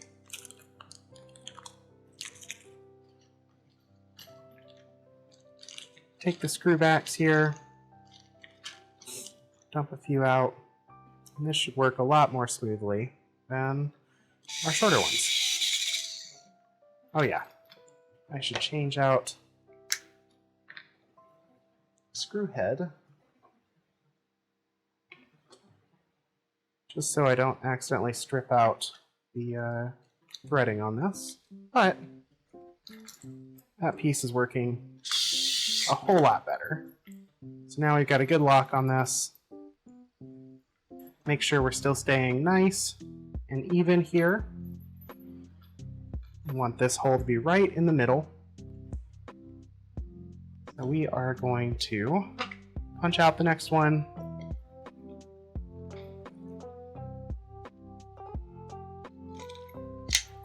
Just like so.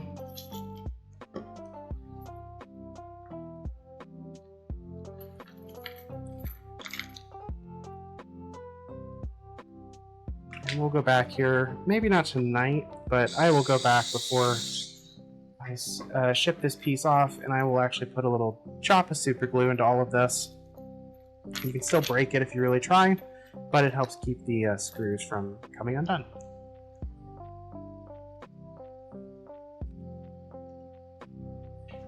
I see that, Matcha. I'm not shrimping.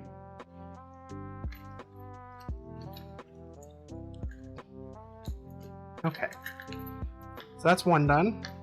We're gonna do the same thing on the other side. And in this case, we do still need to make sure that our end pieces here are cut even and cut where we want them. We can go back a little bit further on this one.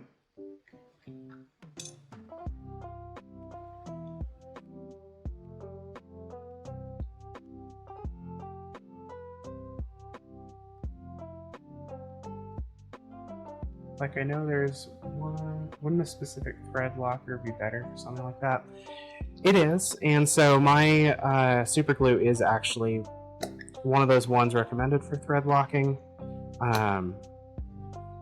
I could do a tape or something like that, but that doesn't, for these tiny, tiny screws, they don't really work well.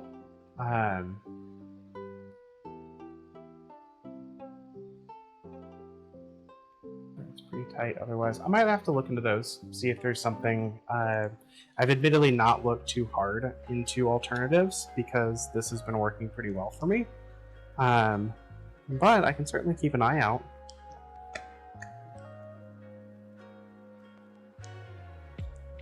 I can confirm that the super glue does work pretty well and is also capable of breaking if necessary. So it's just not been a high priority for me. A little bit further on this one, just to match it up. There we go. Now, ones I'm thinking of are like a get type product. Okay.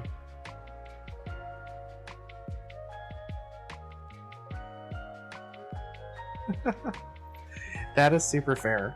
And sometimes I'm like that too. In this case, just not so much. It's important to me, but it's not...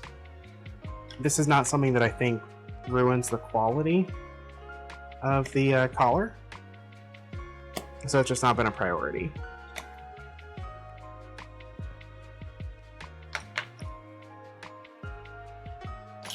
If it's something, if I come across stuff that I'm like, oh, this would drastically improve things, or would be, fix a major problem that I have, that's a different story, and I will usually jump on those solutions.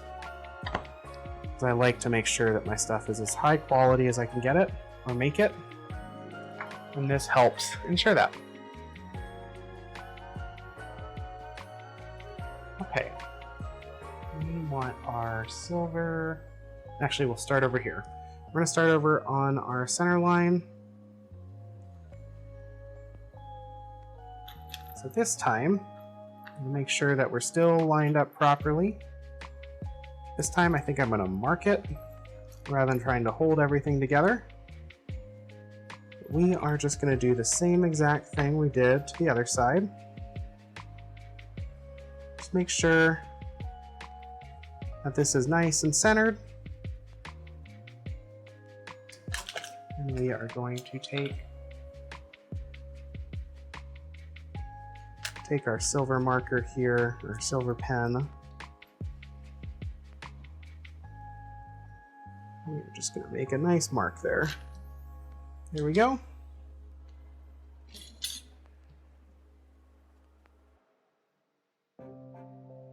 Do a quick hole punch here, just like that.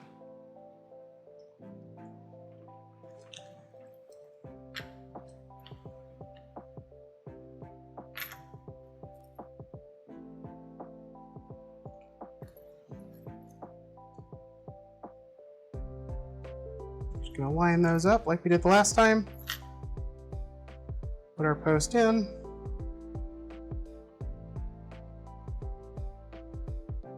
Make sure it all lines up.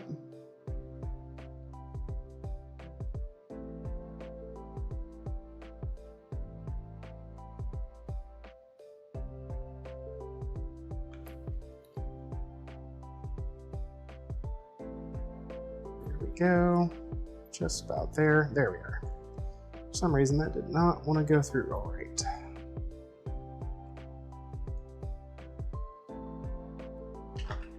All right.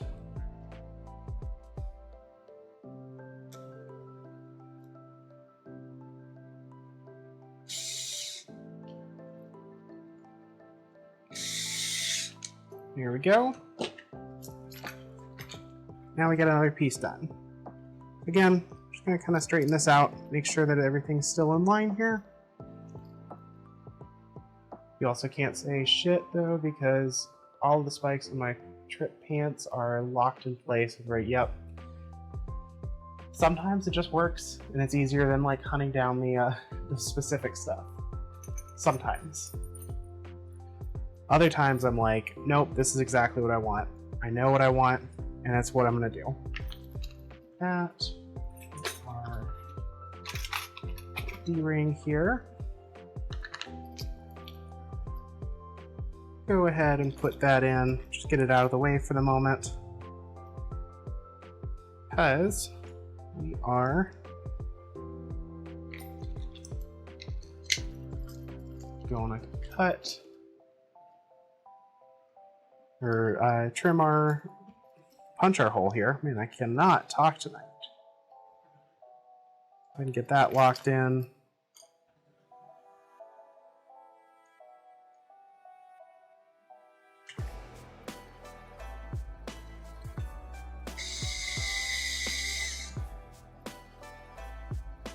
There we go.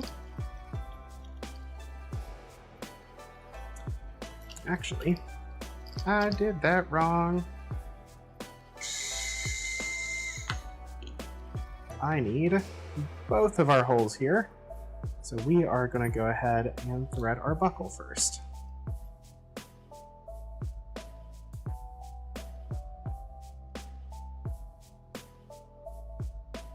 Just going to get this nice and seated here.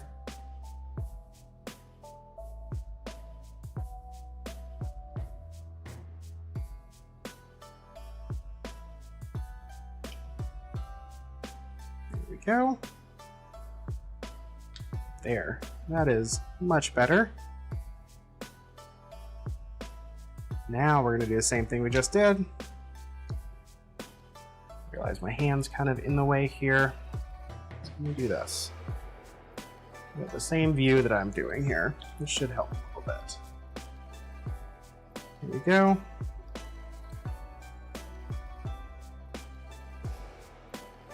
Want to make sure these line up nicely.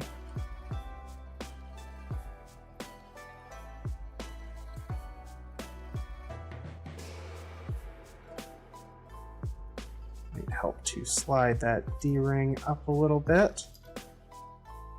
Just to get this situated. Here we go.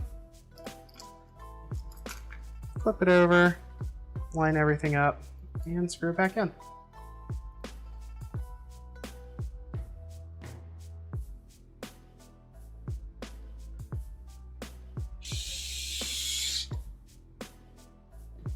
There we are.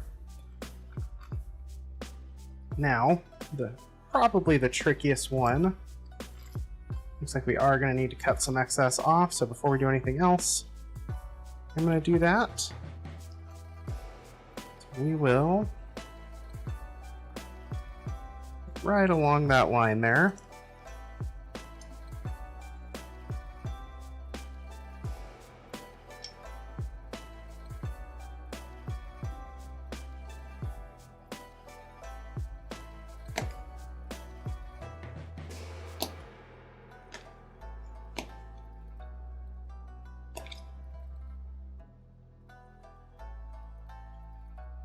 There we go.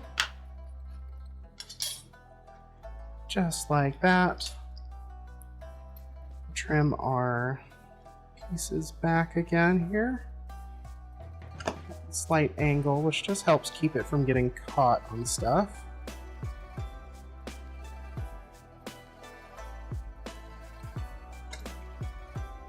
Just like that. That should be fine. Now we have our last hole here. Order to make sure everything lines up, so we can see that it actually sits right underneath the buckle bar. We are actually going to, the easiest way to deal with this is probably to undo everything one more time, just so we can slide our D-ring back here. Probably even slide our buckle off. We know where one's sitting, the other one's not too difficult. If we can get that hole punched,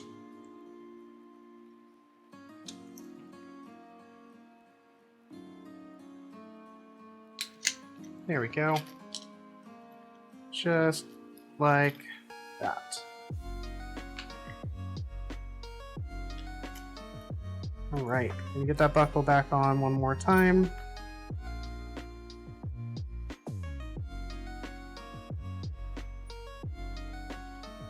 Let's see here. Maybe that, no. I'm going to do this instead.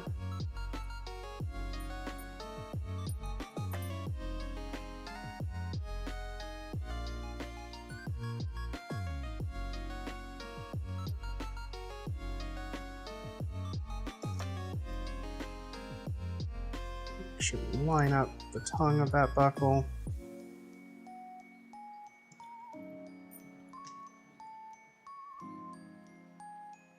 Get that slide in properly.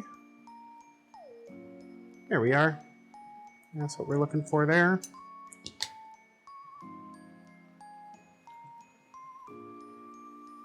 Slide that back up. And now, hopefully for the last time, we assemble this.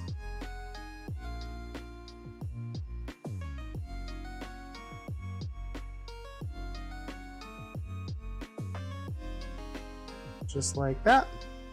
Go ahead and grab the other post here. There you are. I'm going to do the same thing while I've already got this buckle up.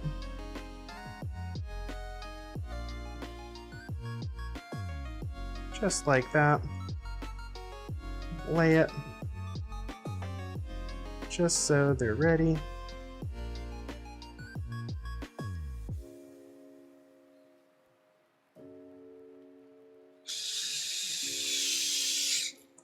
Here's one. And finally, number 2. There we go. So now, we are mostly done with our martingale. From here, what we need to do is stitch work. That's not going to be too terribly hard. We will need to get the press back out again though. So I'm going to move y'all a little bit here while I pull that out, get it set up. So we need to punch our stitch holes.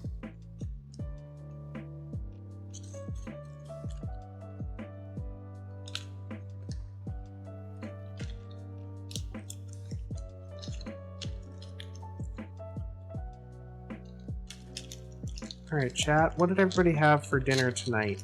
Or lunch, or whatever you've eaten last, depending on where you are in the world. Hopefully some good stuff. Dashing and daring, courageous and caring, faithful and friendly with stories to share. All through the forest they sing out in chorus, marching along as their song fills the air. Gummy bears, bouncing here and there and everywhere. High adventure that's beyond compare. They are the gummy bears. Matcha, you are outdoing yourself tonight with the text-to-talk, or text-to-speech. Incredible. Alright. Swap out our hole punch here for one of our... Oh, you know what? It is probably in the other box. For one of our stitch hole punchers. It is not in the other box. Sure. Where is my stitch hole puncher that I need? I haven't used it in days. Where would I have put it?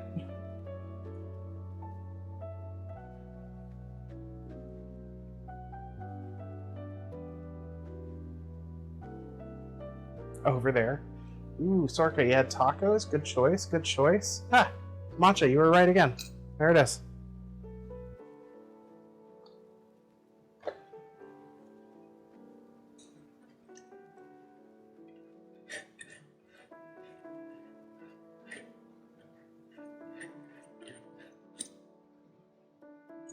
Oh.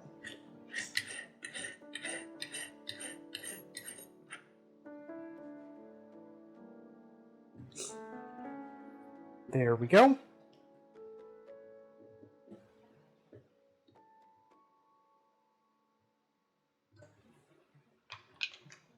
All right.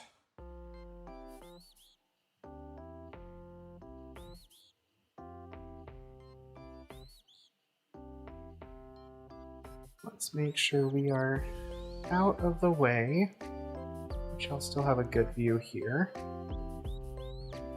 perfect.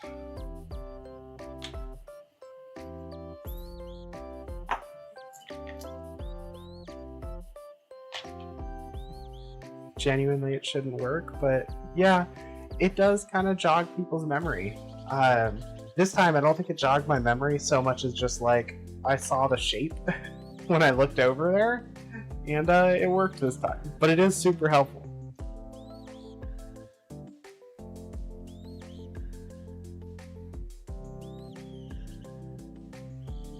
Alright, we are just going to start punching some holes. I am so grateful for this particular press, just for how easy it makes this job. Hammering these is always a pain in the ass.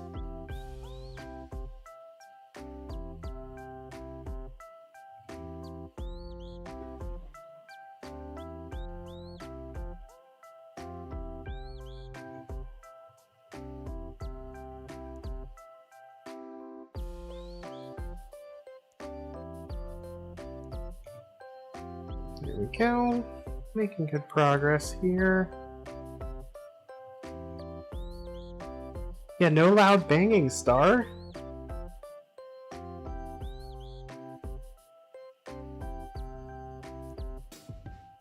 I don't have to worry about waking up the entire neighborhood.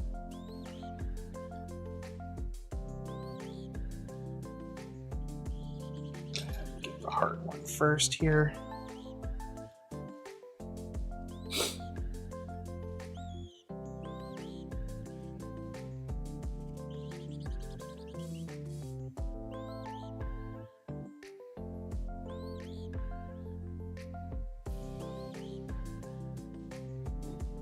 Oh, gotta go off earlier. Night, Esper. Thank you so much for hanging out. We really appreciate it. Hope you have a good night. Get some rest.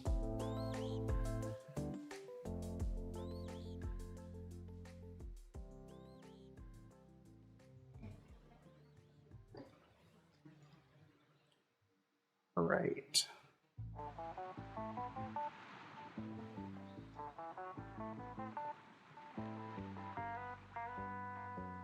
One of these days, I need to use one of these streams and try to do the most like cinematic leatherworking montage ever, so that I can create like a channel trailer to try to get like super close-ups, lots of like ASMR noises, just make it look really professional. Not like some birds doing this in a spare room.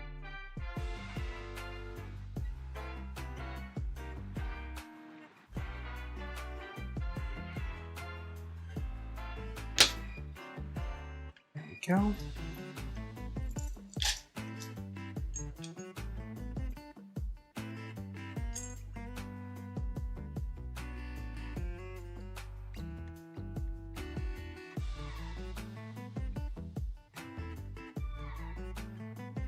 There we go.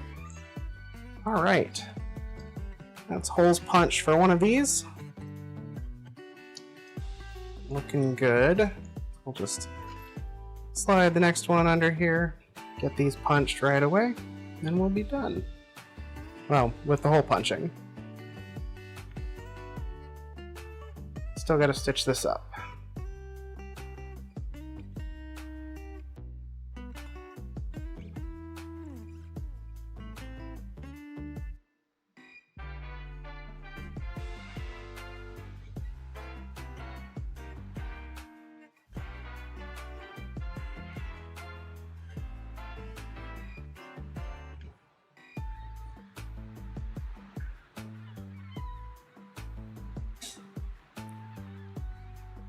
Let's see.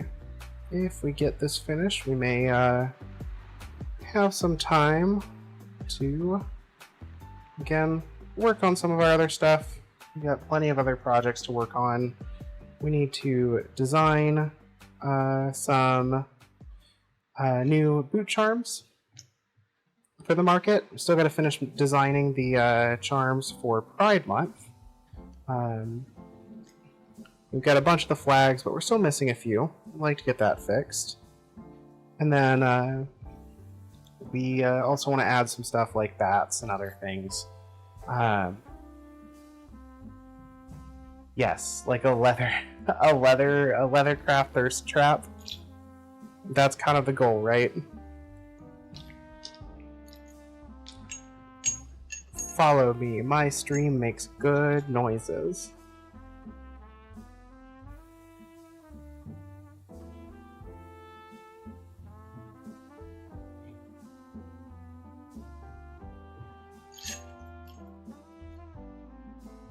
Leather thirst craft trap.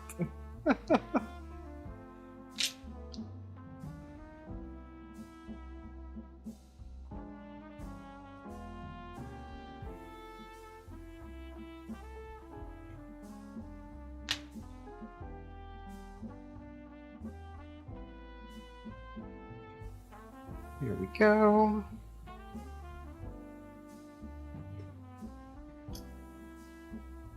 Thirst craft leather.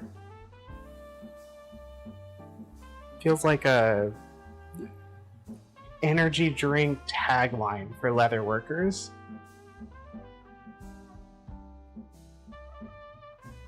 Just do a channel trailer of just Borb TTS.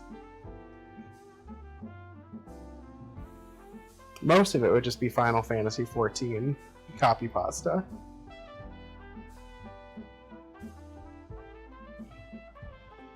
Here we go. Just a couple more here.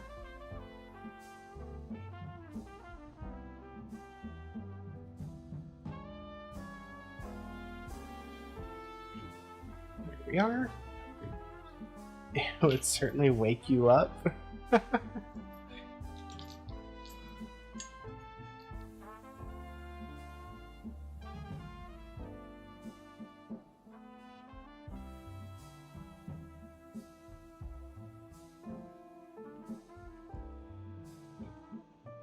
There we are. And just like that, our holes are punched. Which means it's time to stitch it up, and we'll call this piece done.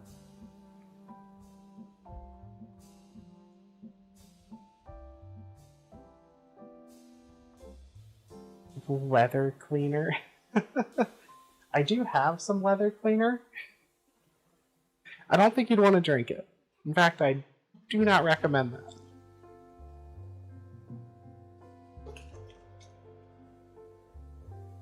Alright, let's find the thread we need for this one.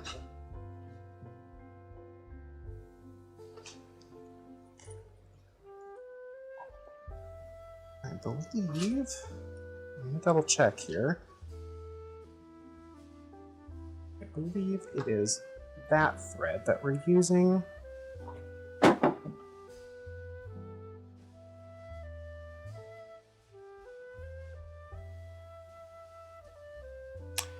I do now. I do know which leather cleaner you're talking about now. Yes. It took me a second, but I got it.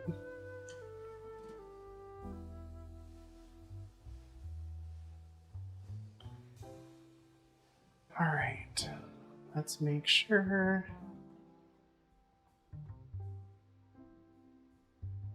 Let's see here. Gotta get my Trello opened. Yeah, if you don't know, I do maintain a Trello that actually keeps track of my existing projects. So we are looking at Wine Red Neon Darkness. Yep, so that is the right thread.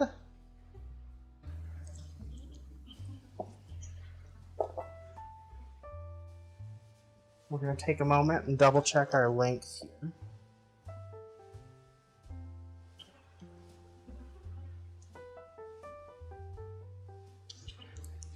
We want to make sure that we're getting the right length for the customer. let's see.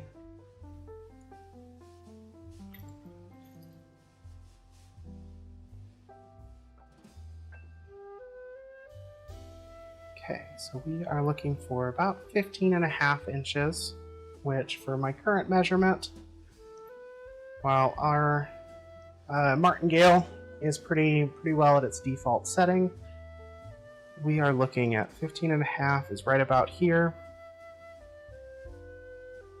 This will bump up a little bit because of the thickness of the leather. And in martingales, what that usually means is just it'll sit a little bit wider. So probably something like this, which is about where I want to be. That's a good variance. You can still tighten it all the way, and we'd be sitting at just at the end of our hole punches, so it's going to feel good when it's tightened, but it's also going to be nice and usable when it's still loose as well. So this is where we want to be. Alright,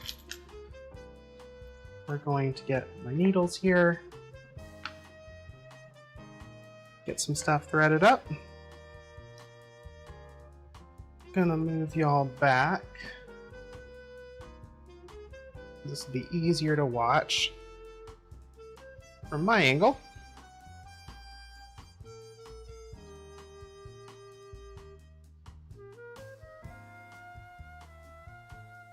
Just measure out a little bit of our thread here. Make some light snips.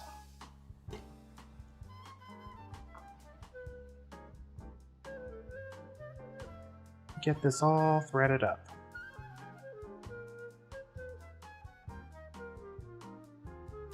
You know, or try to. I probably should open my Dr. Pepper. I could use a little bit of caffeine here. There we go.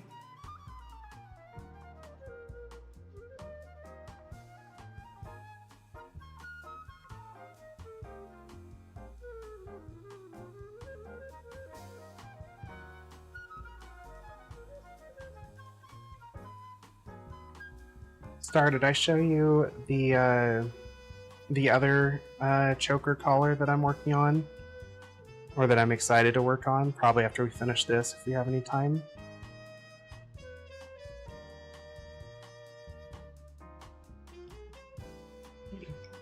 Pull it up here. So we still have a couple of chokers left to do, but one of the ones that I want to do, I'm planning on doing as a padded choker, and I'm going to do a lace behind it. So it's got a nice like lace border that sticks out. And I'm really excited for that one. It'll be a fun look. Alright. We are looking at, it's my longer one here, so we're going to start here.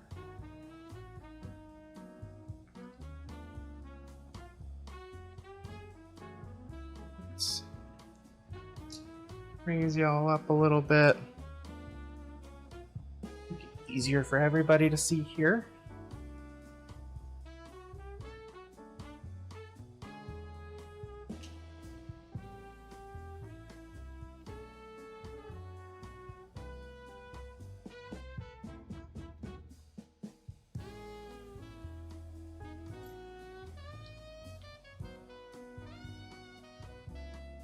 Here we go.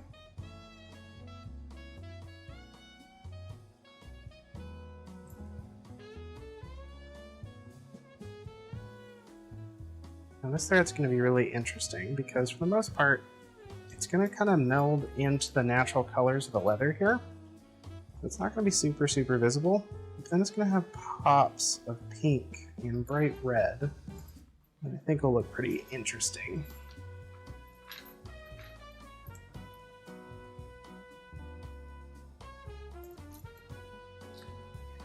Me, I should update what we're doing stuff. We do that, and then open my Dr. Pepper because I need some pick-me-up here.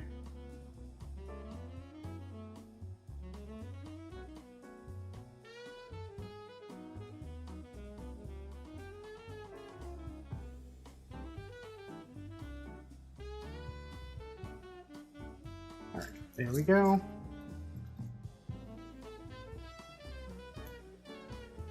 Dr. Peeper. Yep. The doctor is here.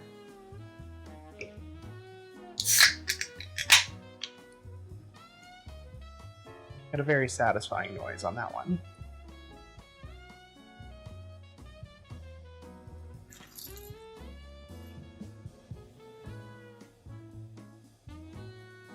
And back to stitching we go.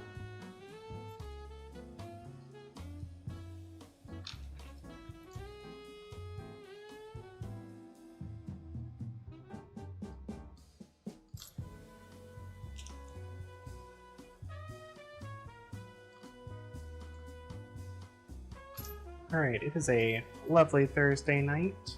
What has everyone doing for the weekend? Anything fun?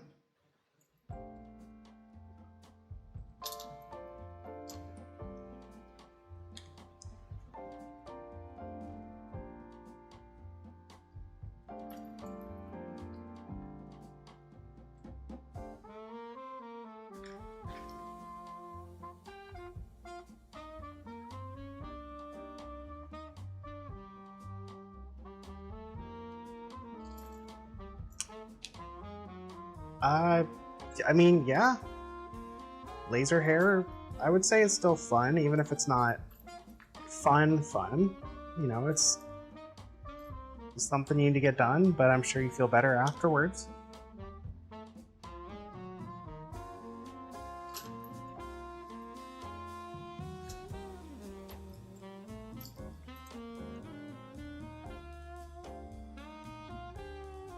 Very sweet dog.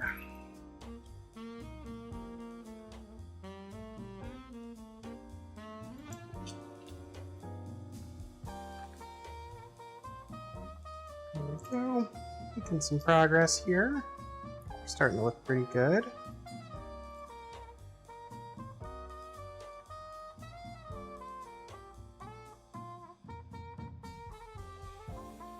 Excited for when we get to one of these like bright pink sections.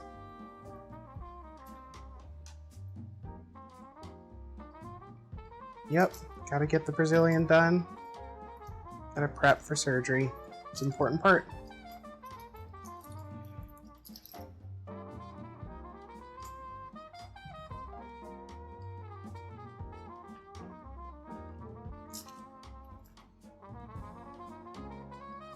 Also, because I see it in chat, gentle reminder, we do have a Discord.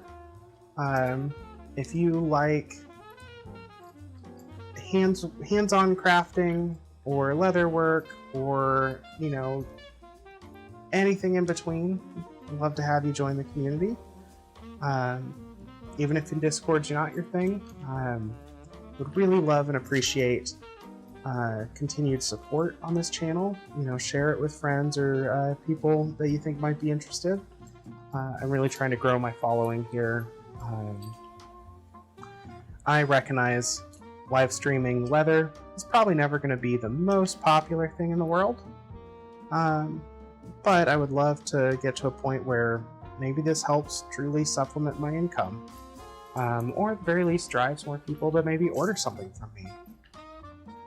As someone who lost their job just about a month ago, is still looking for work, that would be really, really helpful to me.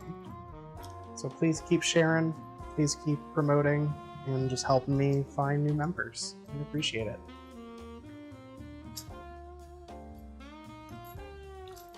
Victor, you're gonna get there faster than you think.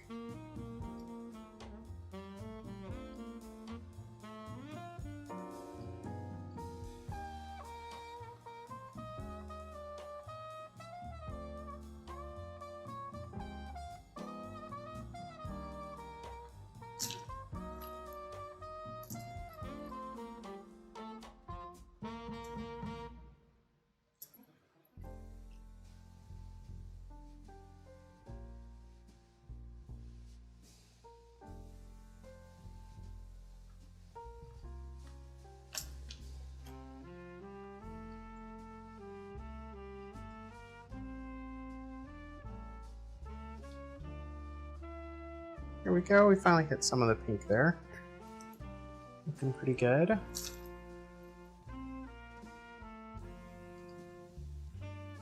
Yeah, that pink pops really nicely. Lower that a little bit so y'all can see a little better. It's not going to show up super well until after we finish stitching, because at that point I can give it a little burn with my lighter. That'll kind of clear off the wax on the wax thread and make the whole thing look nicer. Okay. We might have enough. I have a feeling that I did not pull enough thread out.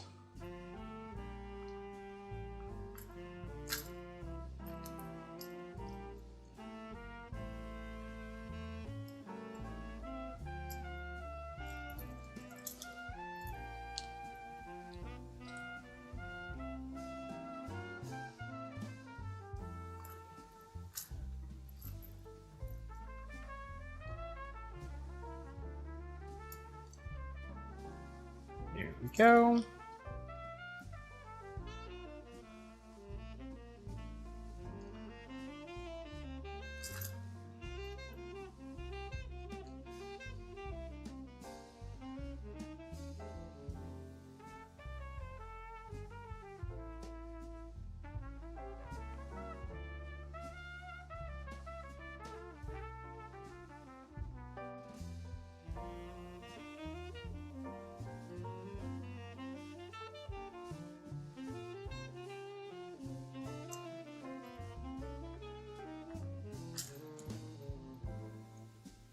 Go. Yeah, this is coming along nicely.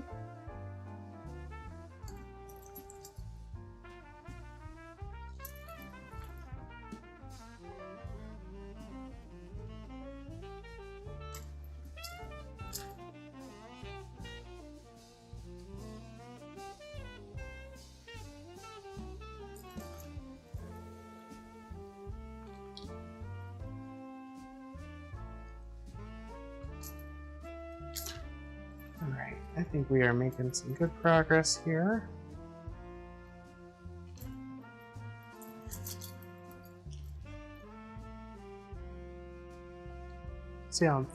See how I'm feeling once I finish this this section, so this big box right here. If I'm feeling it, we might try to do the other one and just finish this whole project tonight. Otherwise, I might finish it off stream. Probably tomorrow or Saturday, and just get it sent off. Because there are definitely still other things I'd like to work on tonight.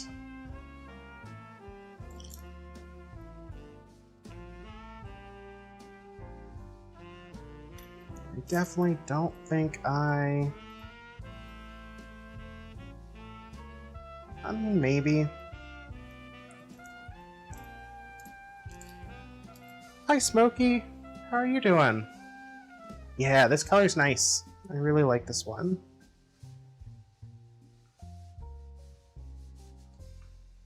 It's a good color of leather, good color of thread. The person who ordered this one is just got some good taste on this stuff. Looks really nice. Also, how have you been? How's your day going?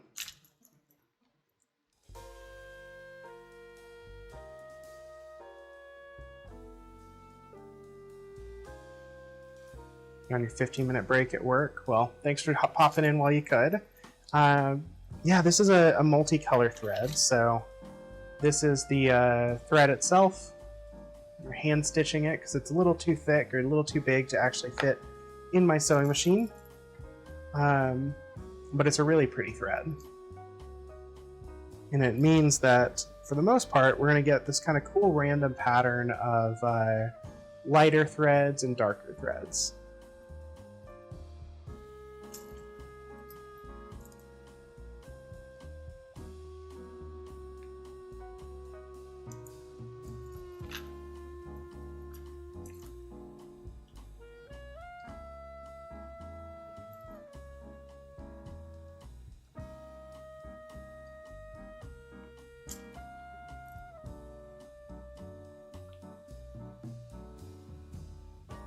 go.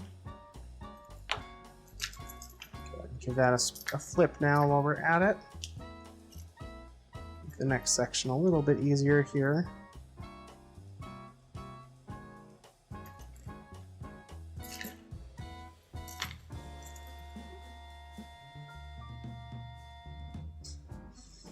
I've been so spoiled by my sewing machine. Hand stitching is more exhausting on the fingers than I am than it used to be. Come on.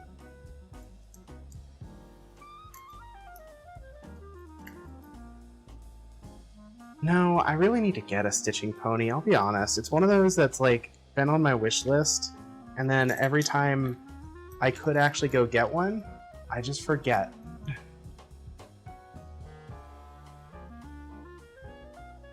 So I really need to just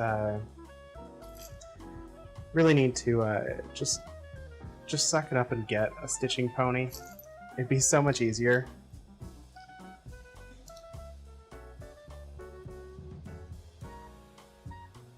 That said, I feel like I'm the queen of hand stitching without one at this point, because I have done it without a stitching pony for 2 years now. It is a game changer. That makes a lot of sense. Just having that extra set of, like, if essentially the extra set of hands to hold everything while you work is just so nice.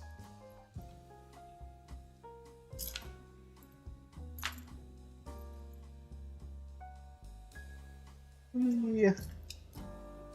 Might just have enough thread here. Maybe.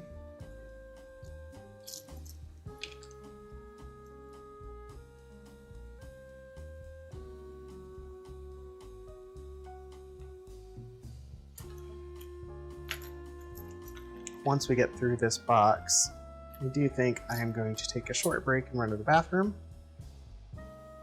refill some water, and then we can get back to doing some of the other stuff I want to do, which I think is going to be a little more hand stitching. We need to finally install that patch on the bag that we designed. I have put that off for a while, and we need to do that. Should go pretty smoothly though. We're just going to need to punch the holes and then set up our little stitch hole aligner so that we can stitch it. The hardest part, I think, is just going to be working within the pocket of the bag, because we're just not going to have a lot of room.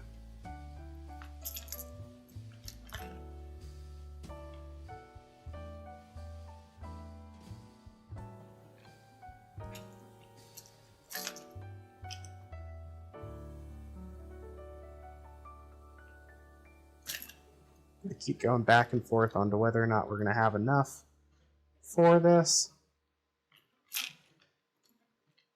Generally, for any sort of saddle stitch, you want about 4 times the length that you're going to stitch in thread.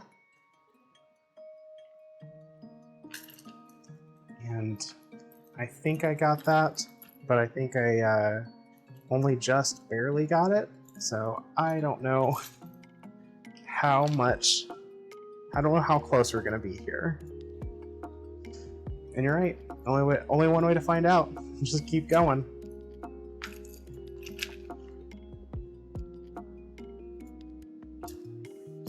Really feels like I'm not. Feels like I'm going to probably get 3 or 4 threads short, or 3 or 4 stitches short, and then have to get some new thread. You do 5 times or something like that. That's true. That's a good point. I didn't take into account the extra thickness of the padding. She a thick collar. That's probably why I'm feeling like it's not enough. Again, just more evidence that I just don't use this thicker leather enough. It's really like heavy duty durable stuff. Matcha, you're absolutely right. Just gotta do it. Like, I feel like I'm fine here. So if we roll that back, we're pretty close to 3 times the length. It's this thread that I don't know for certain.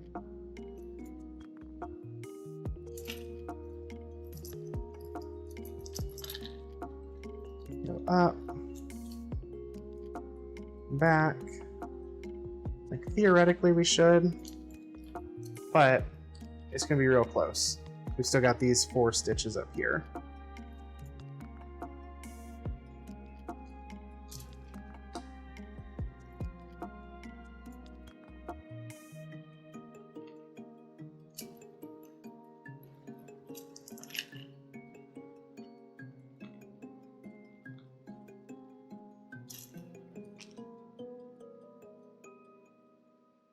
There we go. Last quarter. Almost there.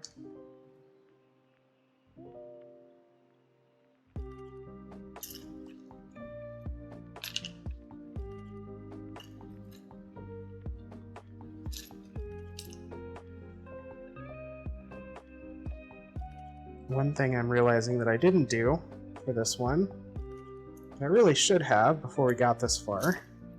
I really should have added my maker's mark first.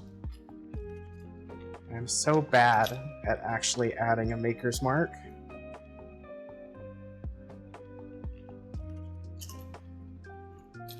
This part of me likes the clean look of the collar without it, but the other part of me is like, no, I gotta get my name out there.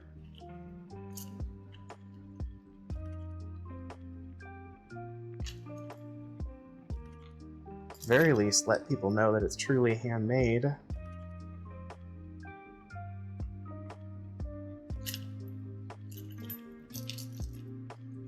Honestly, on this one, there's not a whole lot of room to put a good maker's mark. The best spot might be right here. That's not a lot of space, so we'll see if we can't get it in there. If we can't, oh well.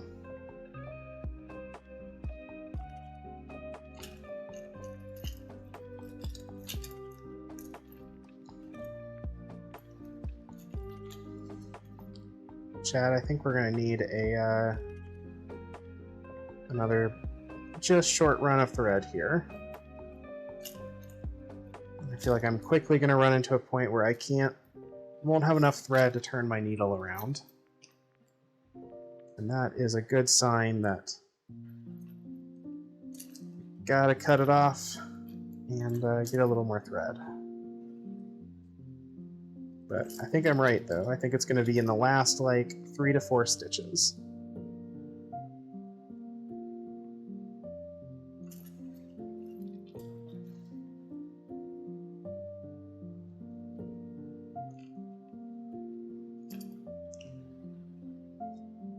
Speaking of maker's marks, Smokey, I know yours is really nice. I actually really like the design of your maker's mark. It's a really pretty one. Good use of like letter shape.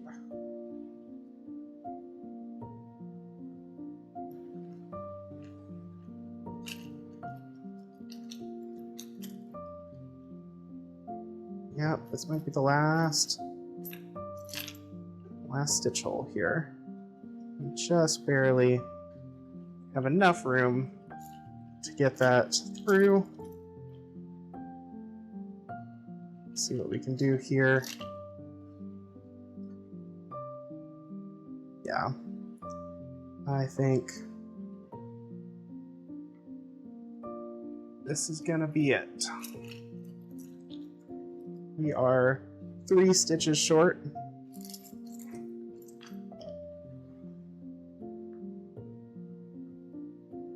Back stitch this one real fast. Just to help lock that in. Go out the side here because we can. Help hide that thread a little bit better. Same thing back here.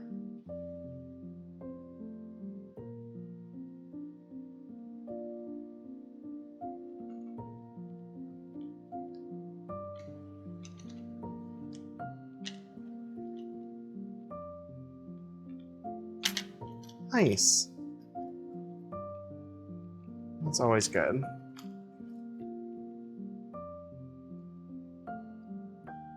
I remember definitely, I worked on my Maker Mark, on my logo design in general, for quite a while. I didn't really know what I wanted it to look like. And then I was just looking for inspiration, looking at different design ideas. And I saw one that was just like a hummingbird in flight. And I was like, not what I'm looking for, but the hummingbird wings kind of look a little like a secretary bird's crest. And I was like, why don't I just do the side profile of a secretary bird? And then I just designed it, and it worked really well. I like my logo design here.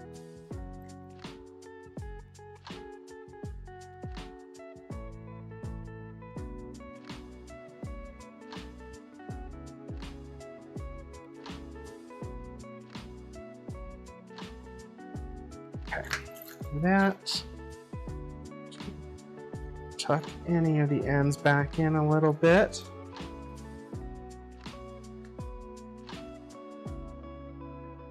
Alright, now some new thread. Thank you. Alright, now some new thread here for 3 total stitches. Maybe 4, because I think so 1, 2, 3, and then a back stitch. So, yep, about 4 stitches. Here we are. Be a little generous. I'd rather waste a little thread.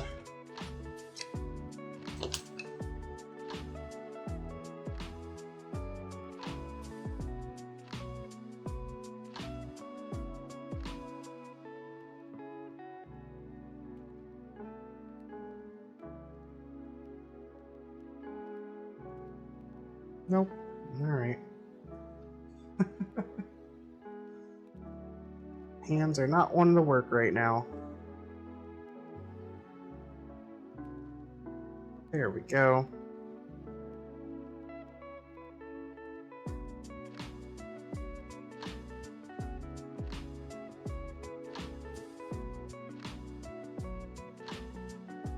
Alright. Have a good rest of your work night, or work day. And thanks for dropping by. And we'll see you next time. We're just gonna keep chilling on this project for a little while longer. I think I am gonna put a pause in finishing the last bit though. We can do that tomorrow or Saturday, over the weekend sometime. We can work on something else. Just to give my hands and my brain a break.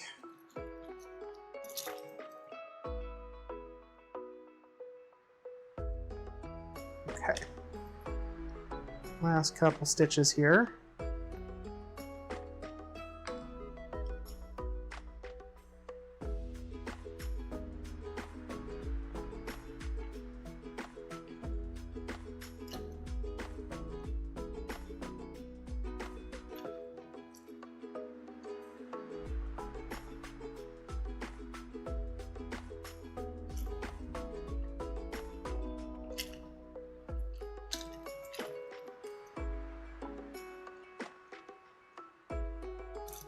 Go. We're actually going to go 1 extra stitch forward before the back stitch. The reason being is if I go an extra one down to here, I can then back stitch to here and come right out the side like I did the last little bit of thread, which will just make this whole thing look a little bit neater. If, that's a big if, I can get this needle through. So the downside is, there's already thread there, so the hole is almost not big enough.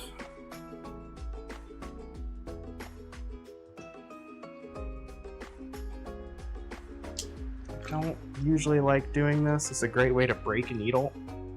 But on occasion, if it's being real stubborn, just what you gotta do. One more time. Do the same thing here.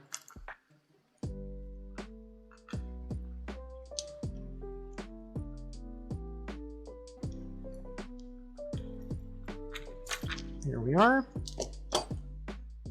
Fingers crossed, we don't have to do that anymore. We shouldn't.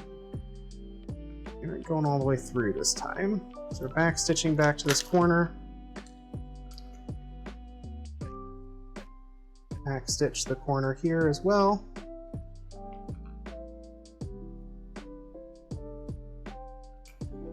Angle it so we go out the side. Just like that. Here we are. With this final bit, I usually just do a simple overhand knot. The reason is because when I cut this and burn the ends of the threads back, that knot gives us something to grip to. It gives something for the melting thread to grip to, rather. And then we get a nice kind of mess of melted thread.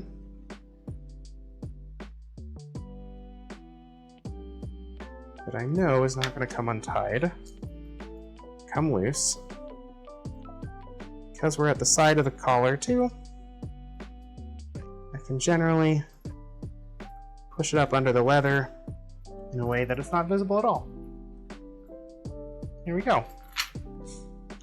So that is halfway done on stitching for our martingale collar.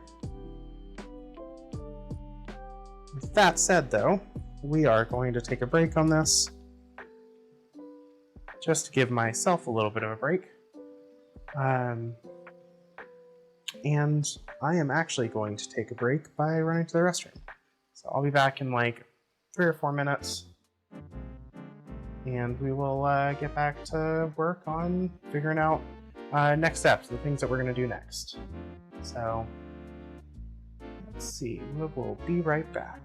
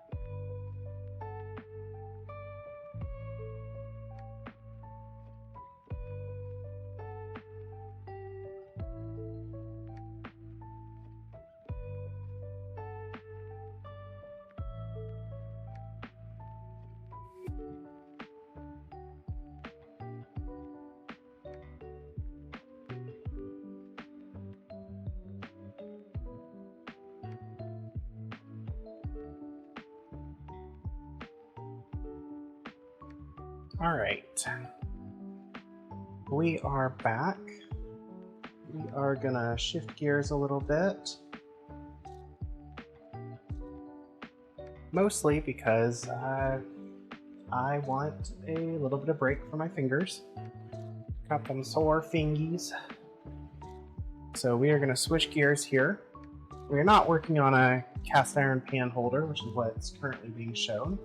But we are going to work on getting the patches that we designed a couple nights ago, get them ready for laser, because those should be a really quick and easy cut.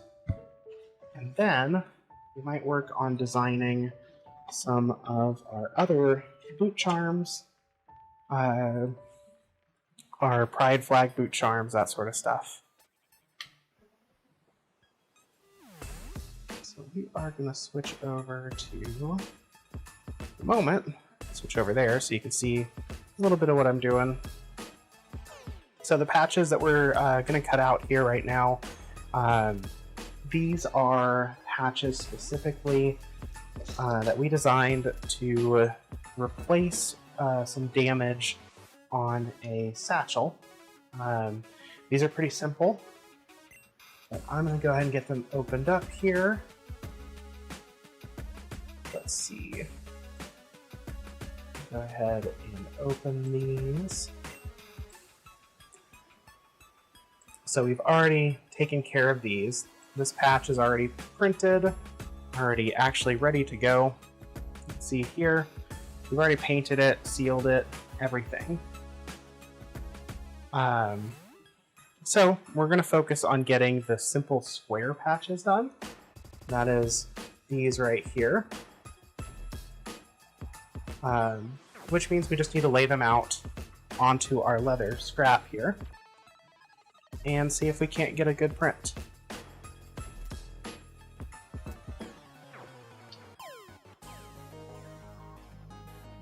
All right.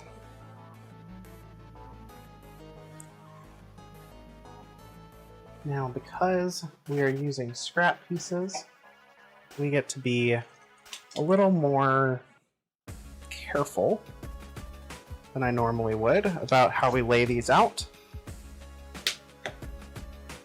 The easiest thing to do is going to be to make sure that the ends of this just have a nice line of tape holding them down. This one's laying pretty flat as it is, so I'm less worried about it. I want to make sure this piece lays as flat as possible.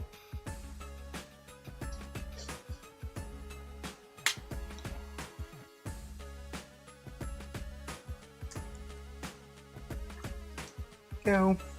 Get some good tape in there. We are also going to, I'm going to just kind of slide this in here. Get that tape just a little bit as well. Well, I want to adjust it to make sure we have as minimal of a gap here. Now again, this is going to take a few times. We're going to frame it out in our laser a fair bit, probably one at a time for each square, to make sure that we are on our leather exactly how we want to be.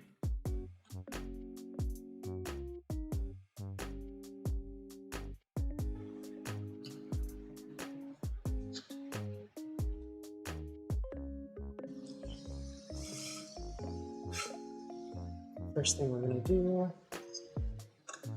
is just clean this up a little bit.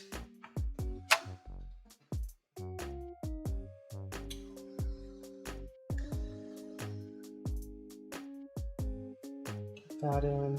Now this cut, once we get it going, should not take long at all. This is a really short cut. We're not doing any engraving or anything special. We're just going to cut our lines. What we need to do is we need to adjust, ungroup all of these actually.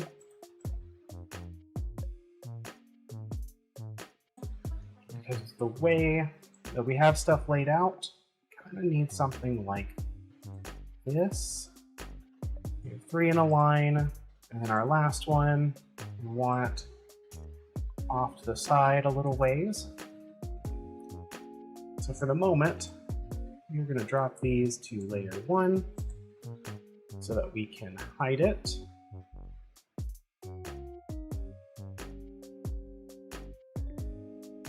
Because all we want to do is frame out the one that we have, to which I'm going to show this a little bit better.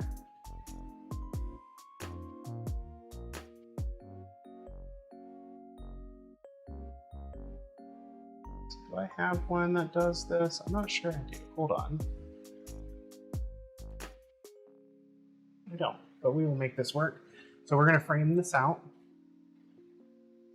I've readjusted a lot of my laser and my camera, so things should look a little bit nicer now.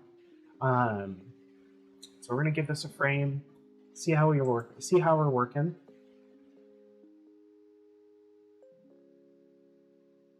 Honestly, almost perfect on the first try. That's kind of impressive. So we are just going to shift our square over just a few pixels here. Make sure we are nice and square on that sheet. And now we're going to do the reverse and only show the other sheet.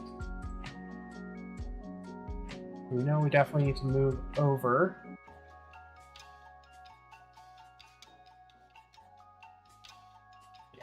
Definitely need to move over a little bit.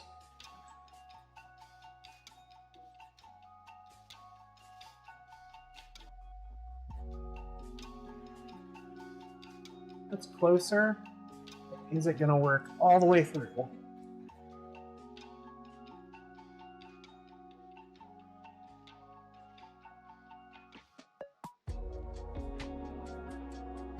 Play it safe, we'll probably go just a little bit over further. Just so we're not right on that edge. And yep, it is time to burn the leather. Yeah, that looks pretty good to me. So, we'll do a couple of things here.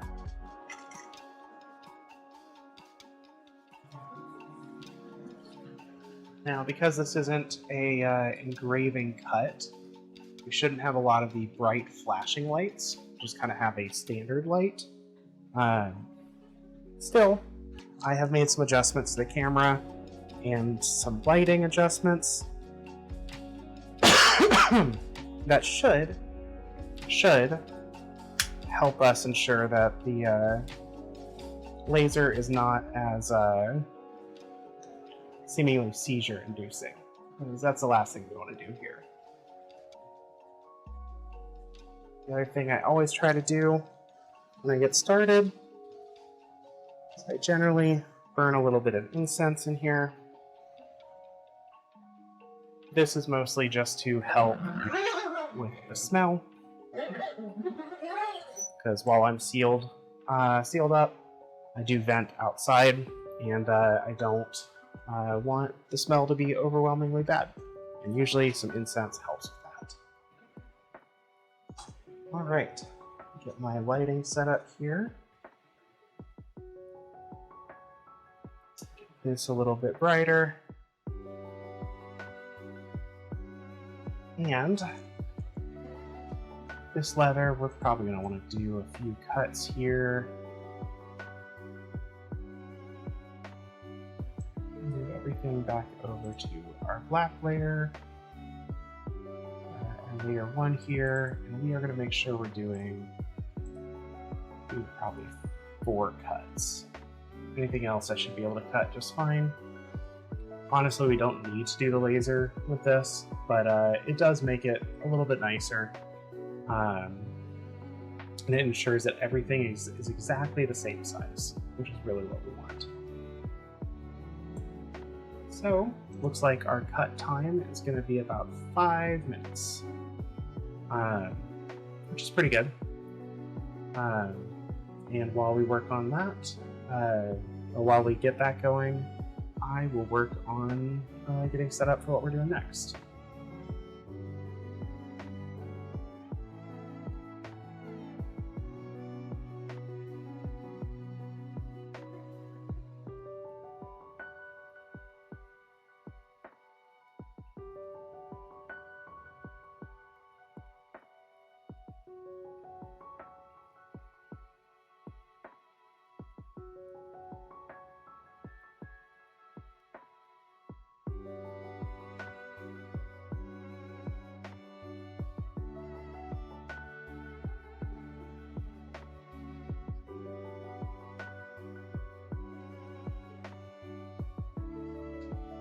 You know what? Like, why is it looking more smoky than usual? That is because I don't have my other fan going. We should fix that.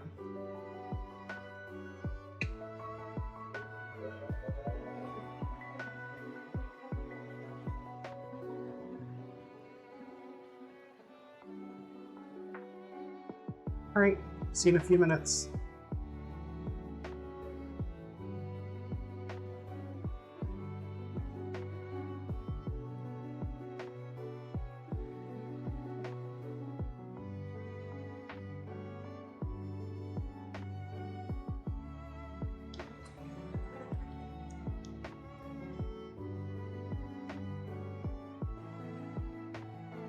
Let's see here.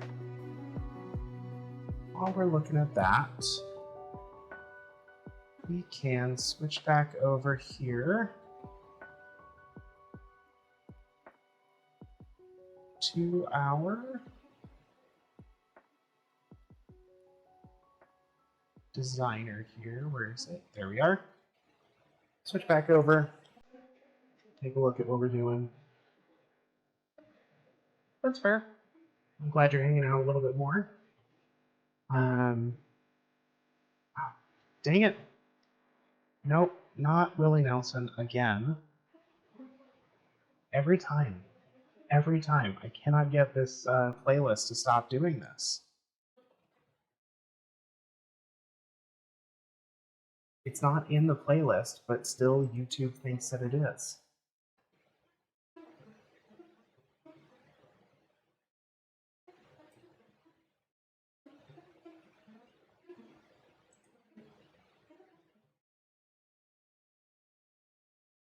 Surprise Nelson. Pretty much.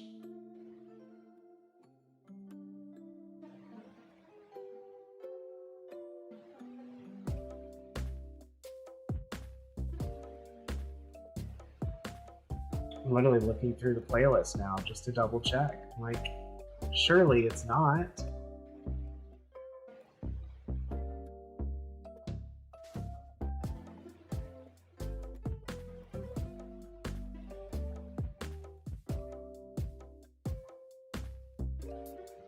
See it so far.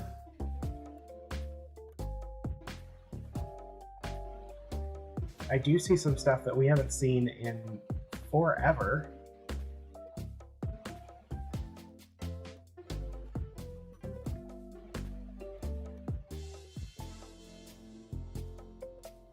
What the heck?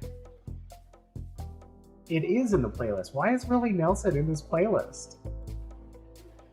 Night, Matcha. Have a good evening.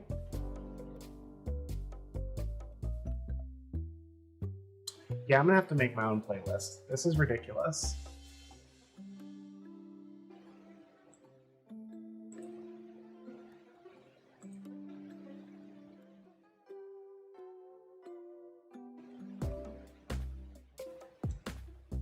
Okay. That'll be done in just a moment. Didn't get to open what I was hoping to, but that's okay.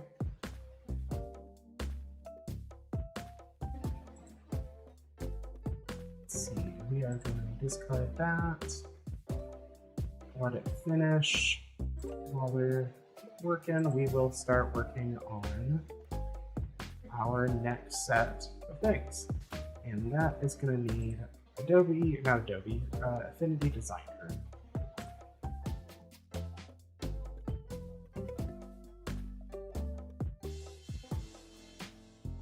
Okay, see you in a minute.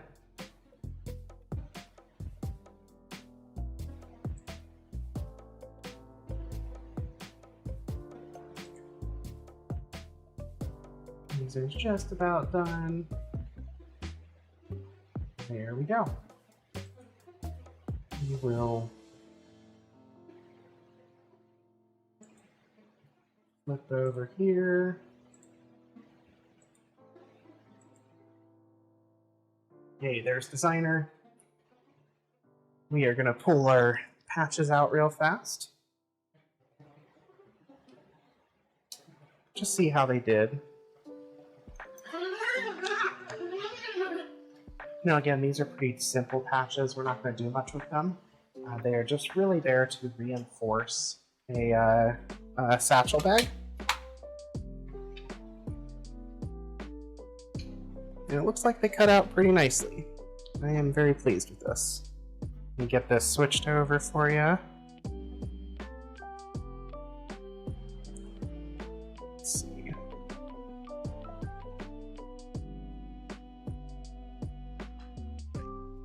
So, pretty simple cut. Looks pretty smooth all the way through.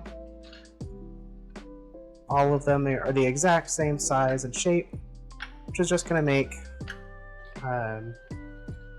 the stitch job, and when we install them, that much easier. For now though, we're going to set them aside. We'll need to sand them and kind of finish those edges. But for the moment, we can focus on doing a little bit of design work. So we will jump back to our designer here.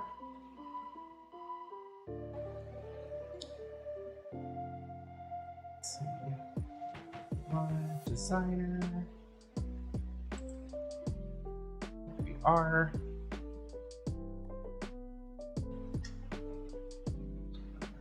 Get rid of that, since we're not really doing anything else anywhere else.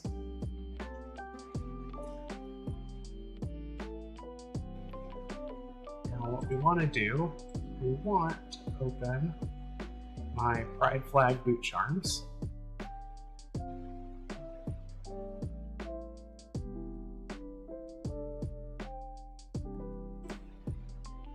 Yes. So this is what we have right now. We want to add a couple more designs. We want to add the oh gosh.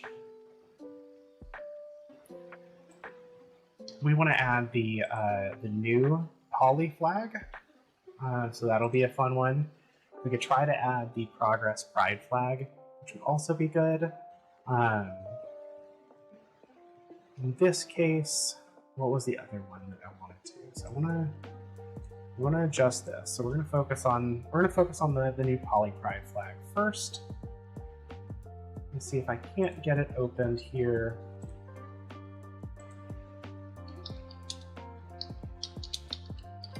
Just get a reference for us to work with.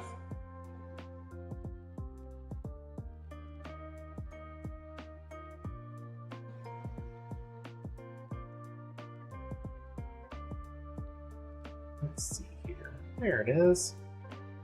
You pull it up and pull it into the document here.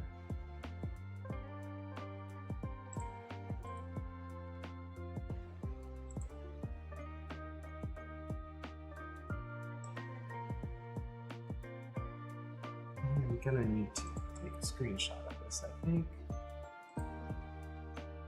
Let's see here. Rectangle.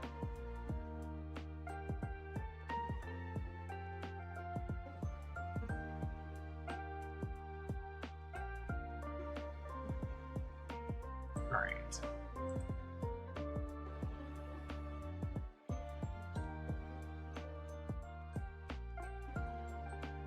Hello? There we are. Okay, where'd we go? So this is not the whole flag, actually. That cut off.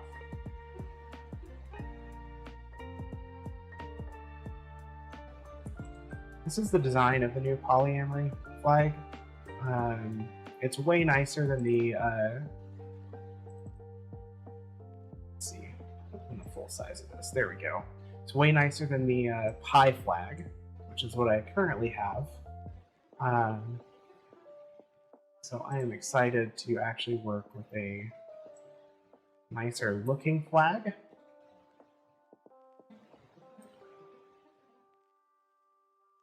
Here we are. Like that.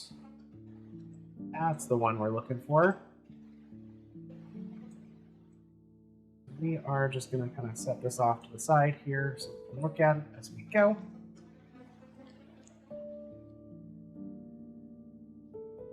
Let's see.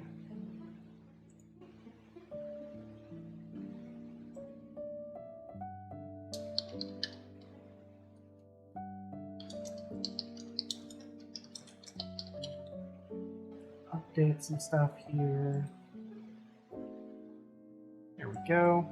So we're going to set this aside. And honestly, we could almost just like trace over it, but it doesn't look like we have that much that we actually need to do. It's just going to be a line here, and then adding a heart. So in this one, zoom in here,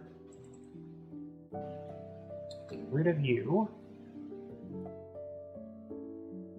All we really want to do is based on this flag, it looks like we're going out about 2 1/4. So probably out to about here is where we want it, maybe a little bit further.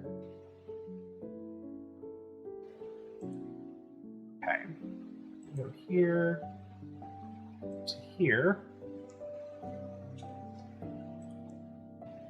go here, up to, it looks like it's about 1.5, a little bit further here since, yeah, just like that.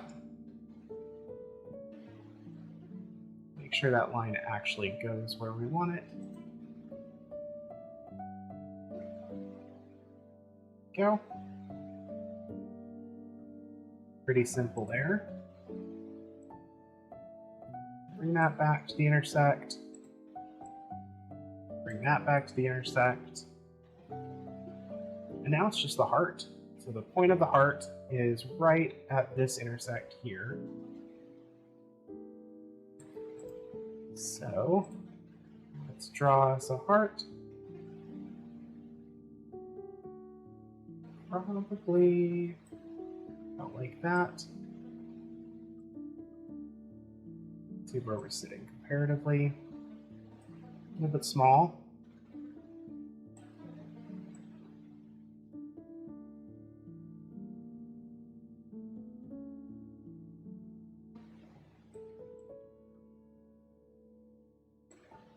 Should be about right.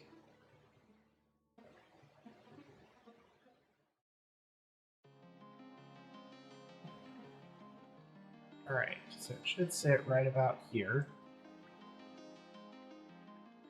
How are we looking? What do we think so far?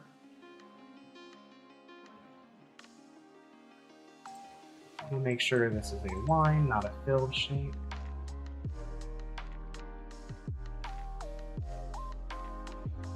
No fill. Bring that line up to about 0.5.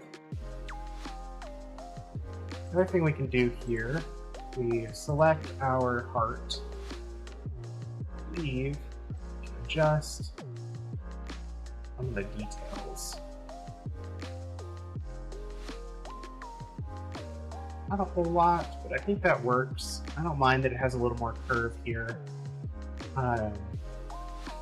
This part will be cut out, so the circle will be a hole. So we are going to lose a chunk of the heart, but I do think it's still going to get the point across.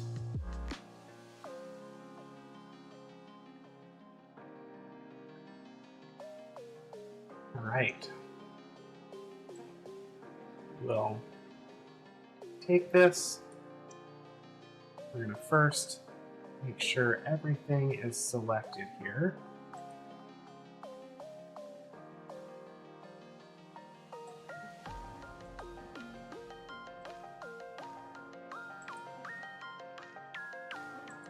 We want to make sure this is all one group piece.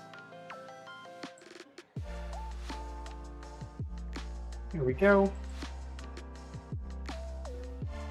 We are going to delete the old poly flags here. Paste that. We are just going to slide them over into place.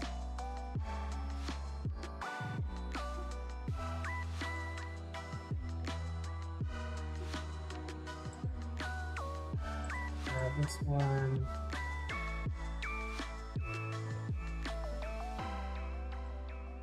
Move in a fair bit more here. Just like that. Move this one back a little bit. Just give this one better spacing. There we go. That was an easy fix, an easy design. Welcome back, Star. Just saw your message. Yeah, so we've got the new poly flag. What were the other ones we were looking at? I think one of them was Disability Pride. Is that correct?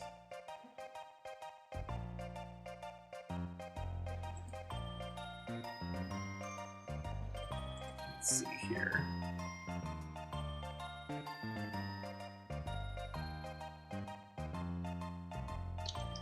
Disability.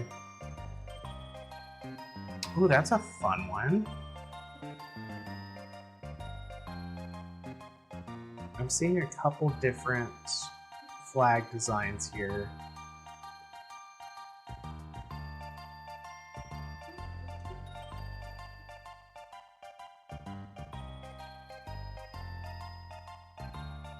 Let's see.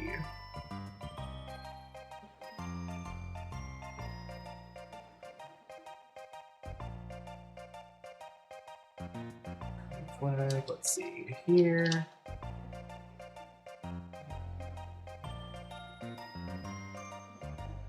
So it looks mostly...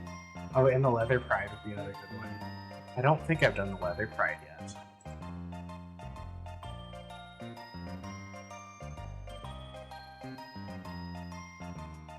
It's a color palette, which is handy, but not... So I'm seeing two designs come up. They're both very similar, all the same colors, but one looks like lightning bolts, and the other just looks like a straight line, like a straight diagonal line. I'm not sure which one is the more like readily accepted one. So if you know, please let me know.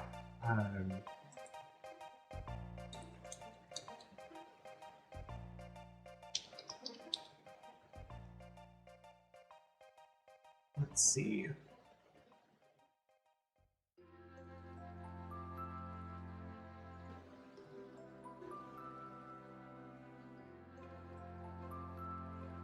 No, this is for the Disability Pride flag. I'm trying to find a good example of the flag so I can show y'all.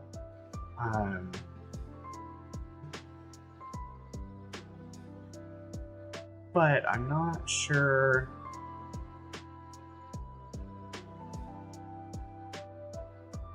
Let's see.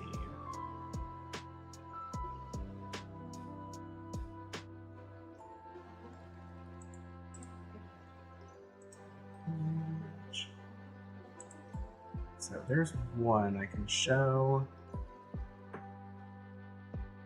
And the other one is this one. Let's see.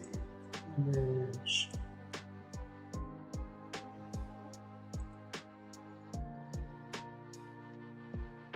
All right. You sent it on Discord? Okay, let me check there first real fast.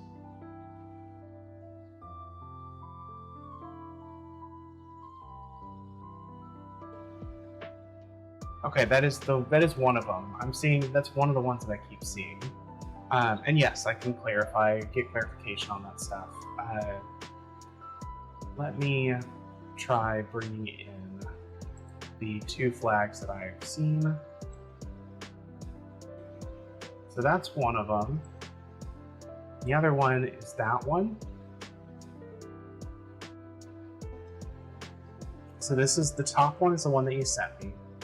This one is another one that kind of showed up consistently when I did a search.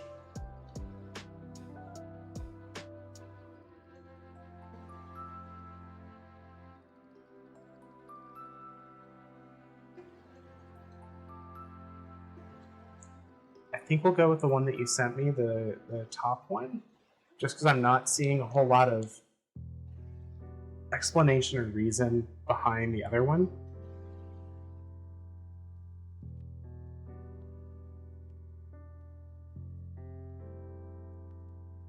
Plus, this would be a lot easier of a design, I'm going to be honest. So, I think we'll go with this one here. Honestly, for this, we can pull out NB flag, create a line there. I'm going to use my puppy play flag as a starting point.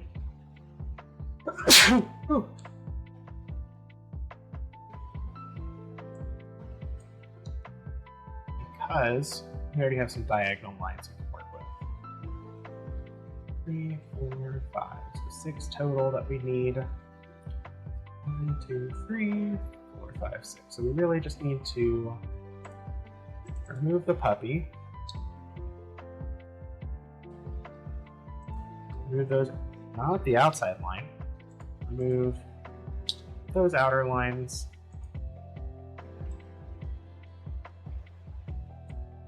Reconnect those. Just like that. And now, yes. Group that real fast just so it's moved as one. Group that. Okay. So really what we need to do is we just need to move these in a little bit.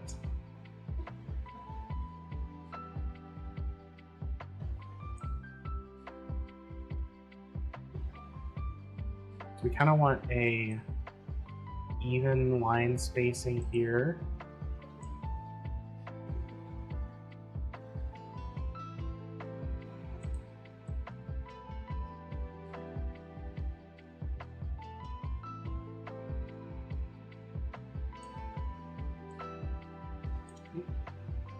Where I wanted it to move.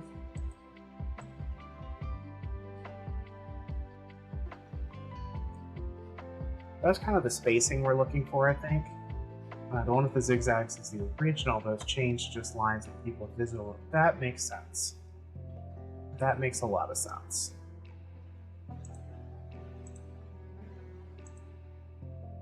All right. Let's get this nice and centered here. Know what we're working with.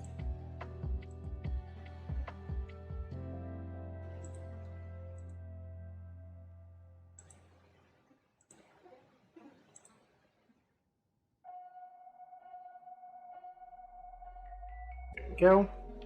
Now it's just about extending these lines. All the way out. All the way out. And again.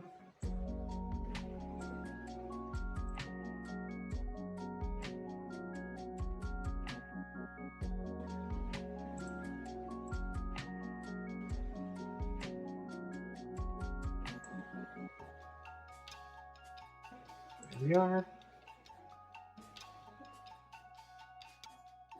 Thanks for looking that up, Star. I learned something today. Good news, good things to know too. All right, so that is pretty much our stripes for our disability pride flag.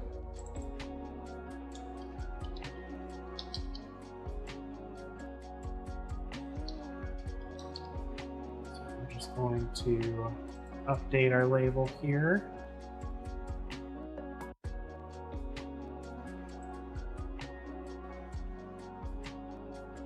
Just like that.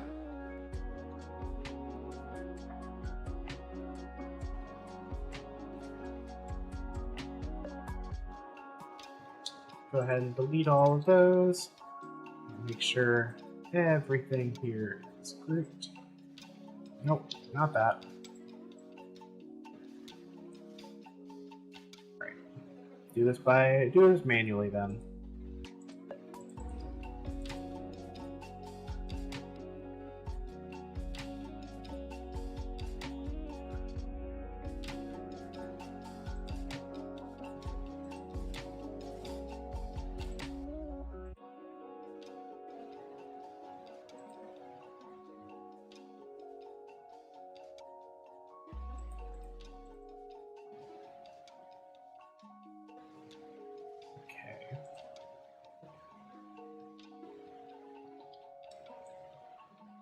Yep, that's kind of what I thought happened. Group all of those. Make that a little easier.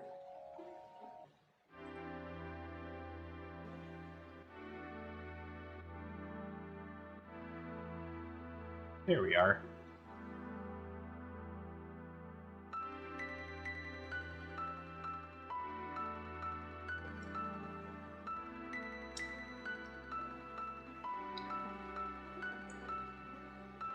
Move this over a little bit.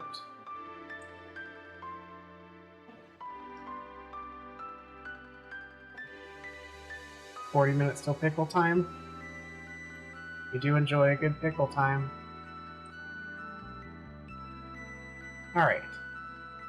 So there's our disability pride. There's our poly pride flag, the new one. What other flags do we want to add? Oh, you were thinking the leather community? Let me look that one up real fast. So I've seen it, but I want to make sure I know the where and how the stuff's oriented.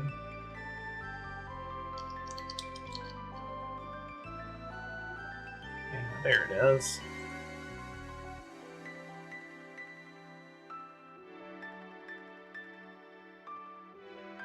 Save image.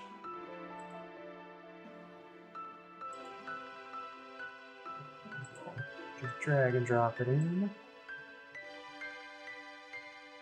Here's our leather pride. So we still have all these other flags. These are ones that I've already printed and made. We are just trying to design a new set of flags to add to our existing boot charms. For anyone who doesn't know, my boot charms are simple leather charms that I make and hand paint. Let me showcase those real fast. If my phone will unlock so I can get it pulled up.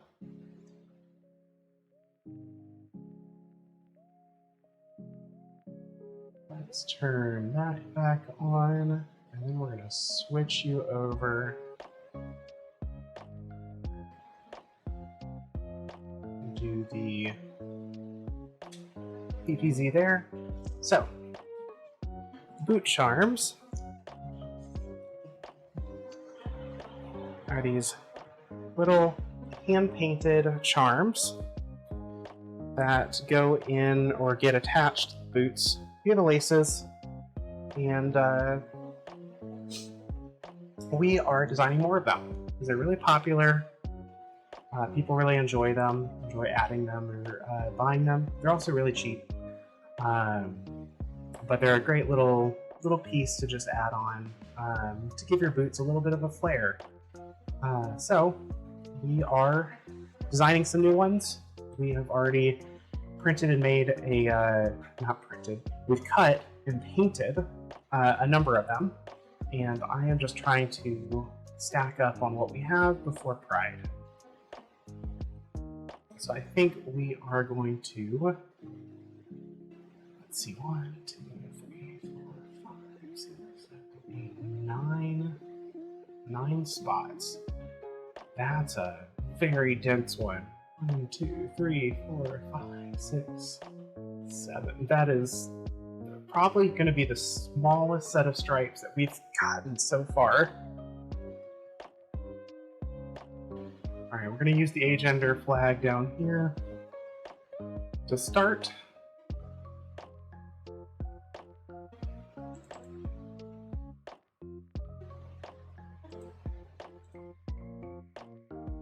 Let's see here. We're going to pull all of these up by few, 4, do the same thing, 3, 4,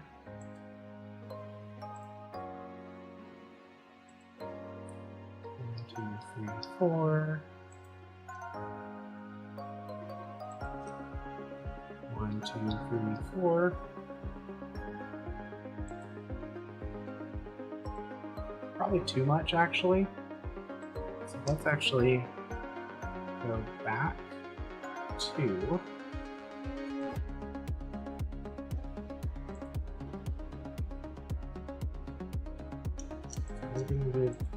to here.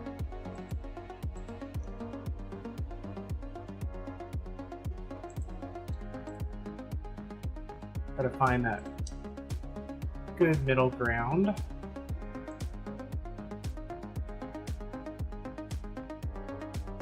Go.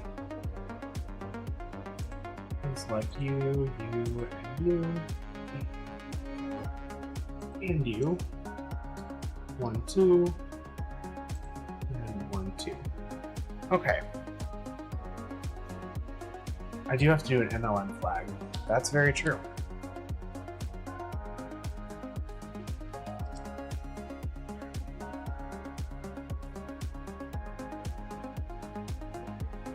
Really just need to add 2 of these, or 1 line here, so we have 2 more stripes. Let's see, what am I dealing with from here to here? 0.119. From here to here, it's 0.122. Okay. We should go forward a little bit here. Probably like that. Do another quick measurement. 1.29 is pretty close. Happy with that. Because I can then just move you down. Those 2 just became the same.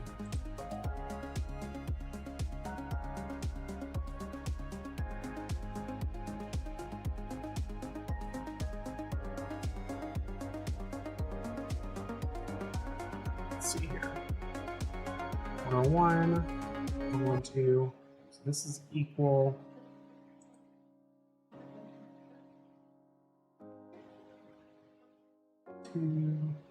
Let's start here. You get to play this game of, can we make everything even?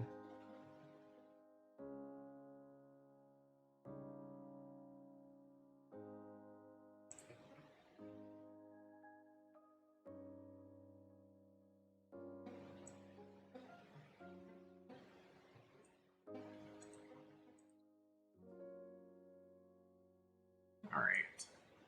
Not wanting to work with me. Keeps wanting to go to the base of those. Why not just use the equal space button? Because I always forget that button exists.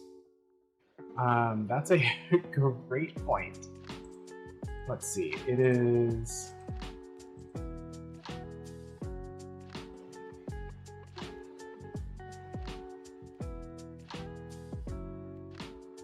I need to add 2 more lines if I'm going to do it, because it won't work well with the box. So let's do this, go down here, and you up there, and then grab all of these and just do equal placement. Much smarter, much easier way to do this. Let's see, this is in... oh gosh, where is it? It is select. No. Arrange. There we go. Alignment. Distribute vertically. There we are. That's what I was looking for. So now we've got even spacing, but I don't think we got the right number. 1, 2, 3, 4, 5, 6, 7, and 8. And I think we actually need 9. Yeah, it's 4 on either side of the white stripe. So we need to add 1 more in here.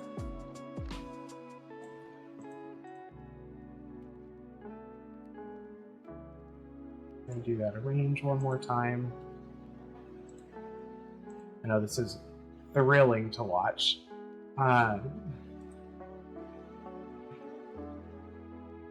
Distribute vertically. There we go. That's what we're looking for.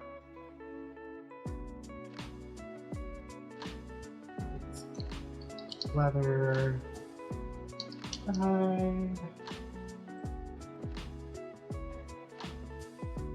Just gonna add the heart. Get that in just a second. First, we're going to take this here, put it roughly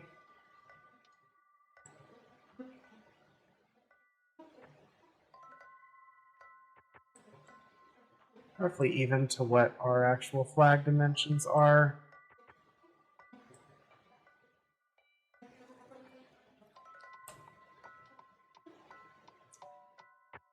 Yeah, I'm using Affinity Designer, not InDesign.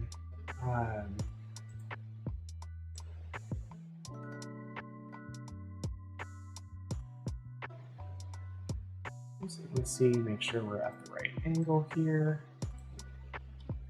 Not that, there we are.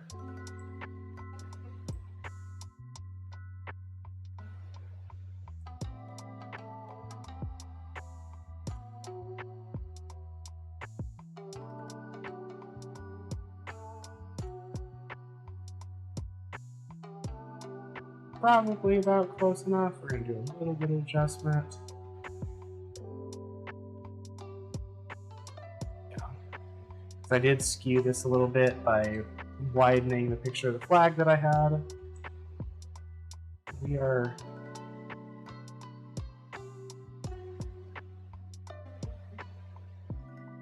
going to just make a little bit of an adjustment here.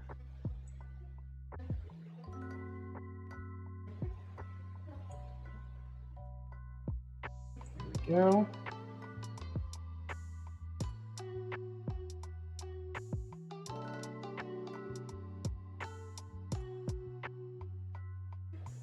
I'm going to convert this over to curves real fast.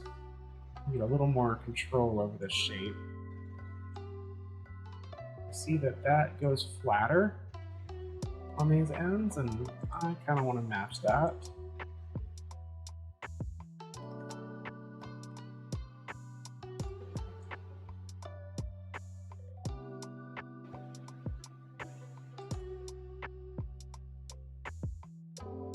There we go. And just a little bit here. There. Okay. There's our heart. I think we're looking pretty good there.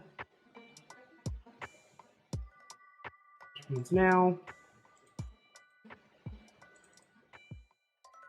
we need to break these lines. Specifically,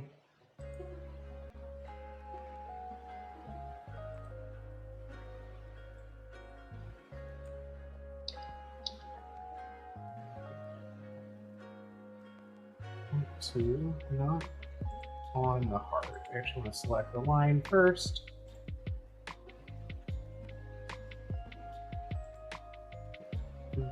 Points there and there. Points there. There.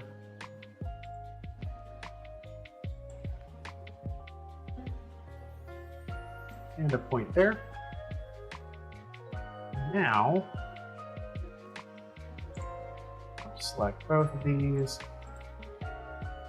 break the curve here, do the same thing for these nodes, and break the curve again. Get rid of those. Now we just need to clean up our lines a little bit. Should able to do just fine there. There we go. And again, this is going to be cut via the laser, and these are all just going to be engraved lines. So we just got to get pretty close. Don't need to add a whole bunch of detail or anything.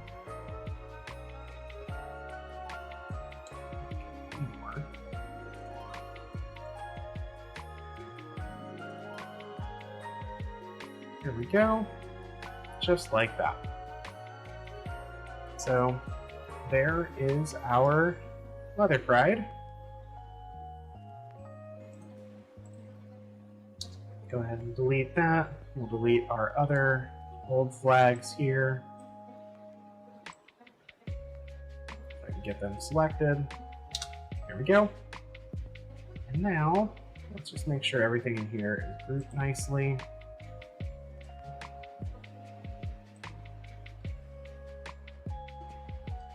Ooh, actually, I should do myself a favor. I should delete these extra lines that I added.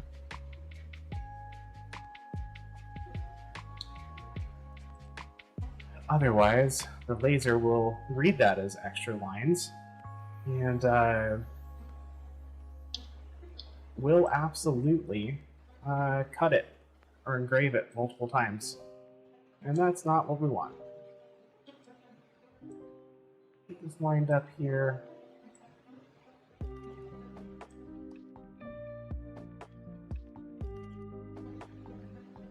Alright, any other pride flags that we want to add? Now's a great time to add that input while I am still designing this, as chances are we will be cutting these next time I stream Leatherwork, which will be on Monday. So we have Leather Pride. We've got more puppy play that we need to cut. We've got our polyamory flag, the new one, our disability pride. We already have these all printed or cut. So if we have 3 more flags that we can think of, that would be good. We should add them. Okay, MLM, and then the other 2 we could also do some extras. I could see doing some an extra line of disability and an extra line of poly. Since we're going to be up in Seattle, both would be, I think, well appreciated. Let's see. So let me look at the MLM flag.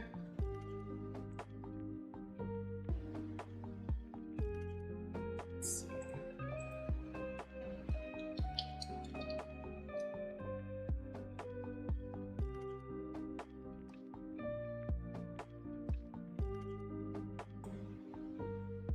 It's the new one, right? The greens and the blues.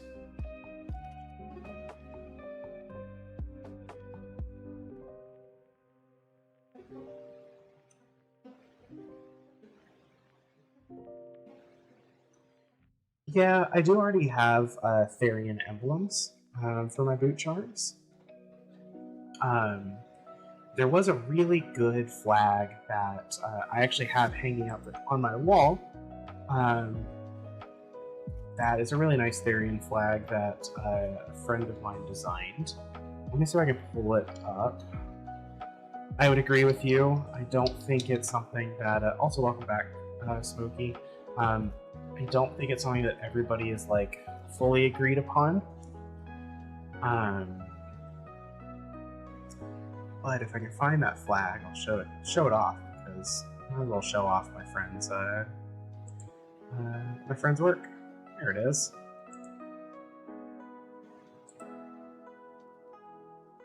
Let's see. Non-human unity, which is similar. Okay.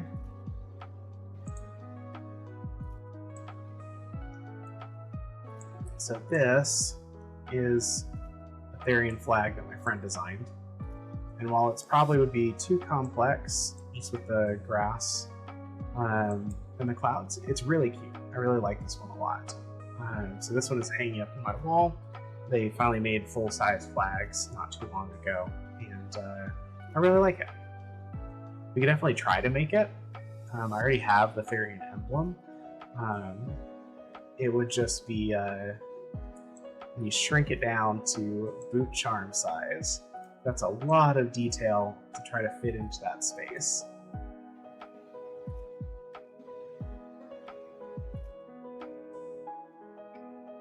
The non-human. I'll look at that one too. Let's see. Let me get a picture of the MLM flag first.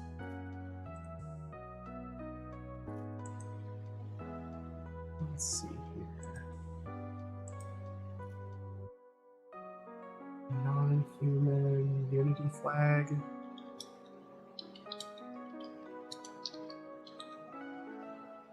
Oh yeah, that is a very similar one. That actually came up when I was searching the Pride flag, or the Therian flag. Get that pulled up too. There's that one, and that one.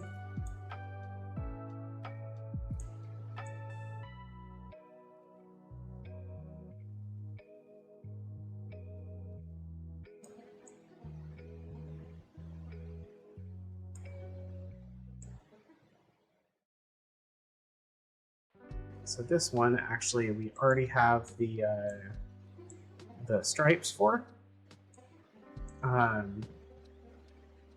because it's effectively the lesbian flag, just with a color shift as far as like number of stripes is concerned. So that one should be easy. You can just open one of my other Pride documents and bring one of those flags over. So if we want to do all of these, we could.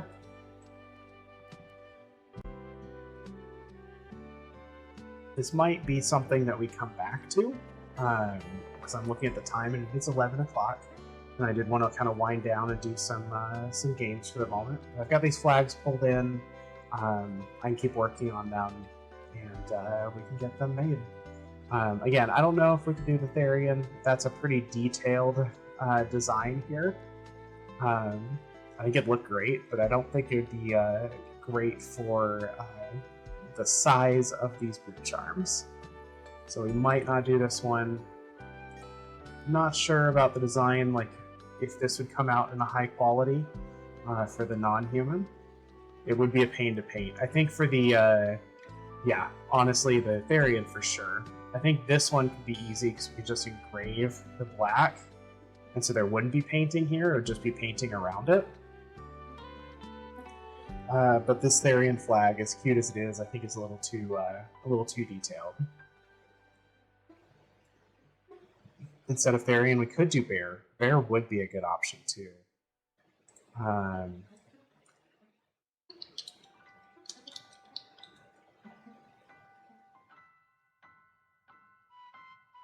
Let's see here.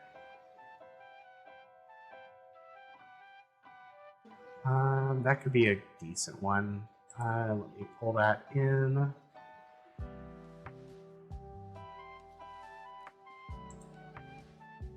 Let's see here. Save image.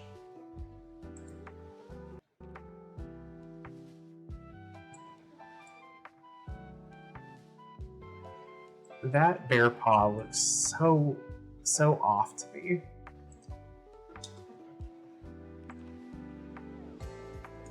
That might be another good one to work with. That might be it certainly would be an easier one to paint and deal with. So that might be what we end up doing. For now, though, I'm going to save this. Save as Pride, Charms, HP. Alright, I'm going to save that. And we are going to, I think we're going to jump in and do a little bit of web fishing. So what I'm going to do is I'm going to switch over here. Let's see. I'm going to switch over to this setup. Hopefully y'all can still hear me okay. Let me know if you can hear a lot of fan noise. That is something that I can turn off, actually.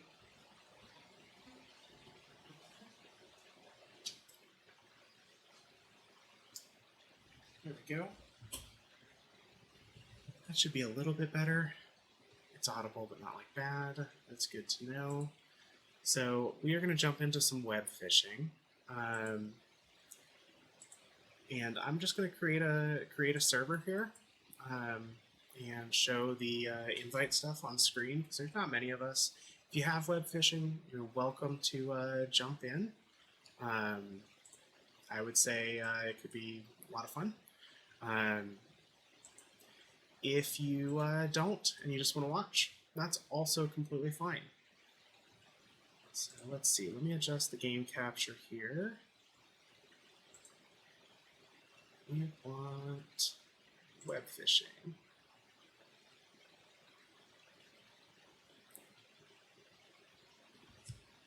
There we go.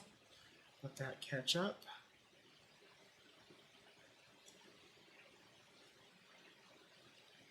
So make sure our frames are looking good. We aren't like wildly laggy or something, or dropping frames.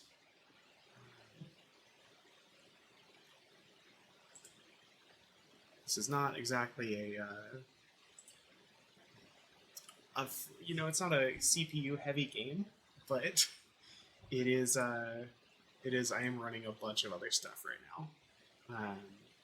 So we're just gonna do some birdie to fish with, and I'll get us going in a second. I should just realize I should update.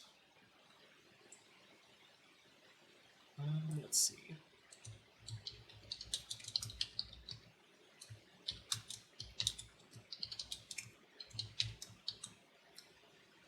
That, change our category here.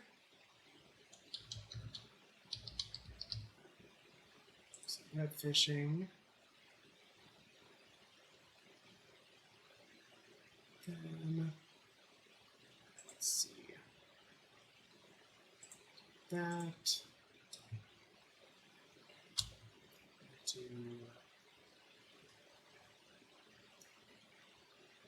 couple updates here.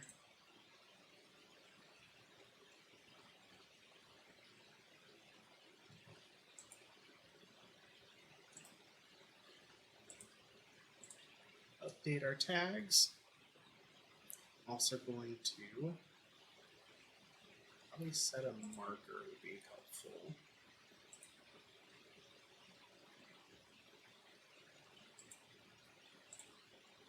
Just so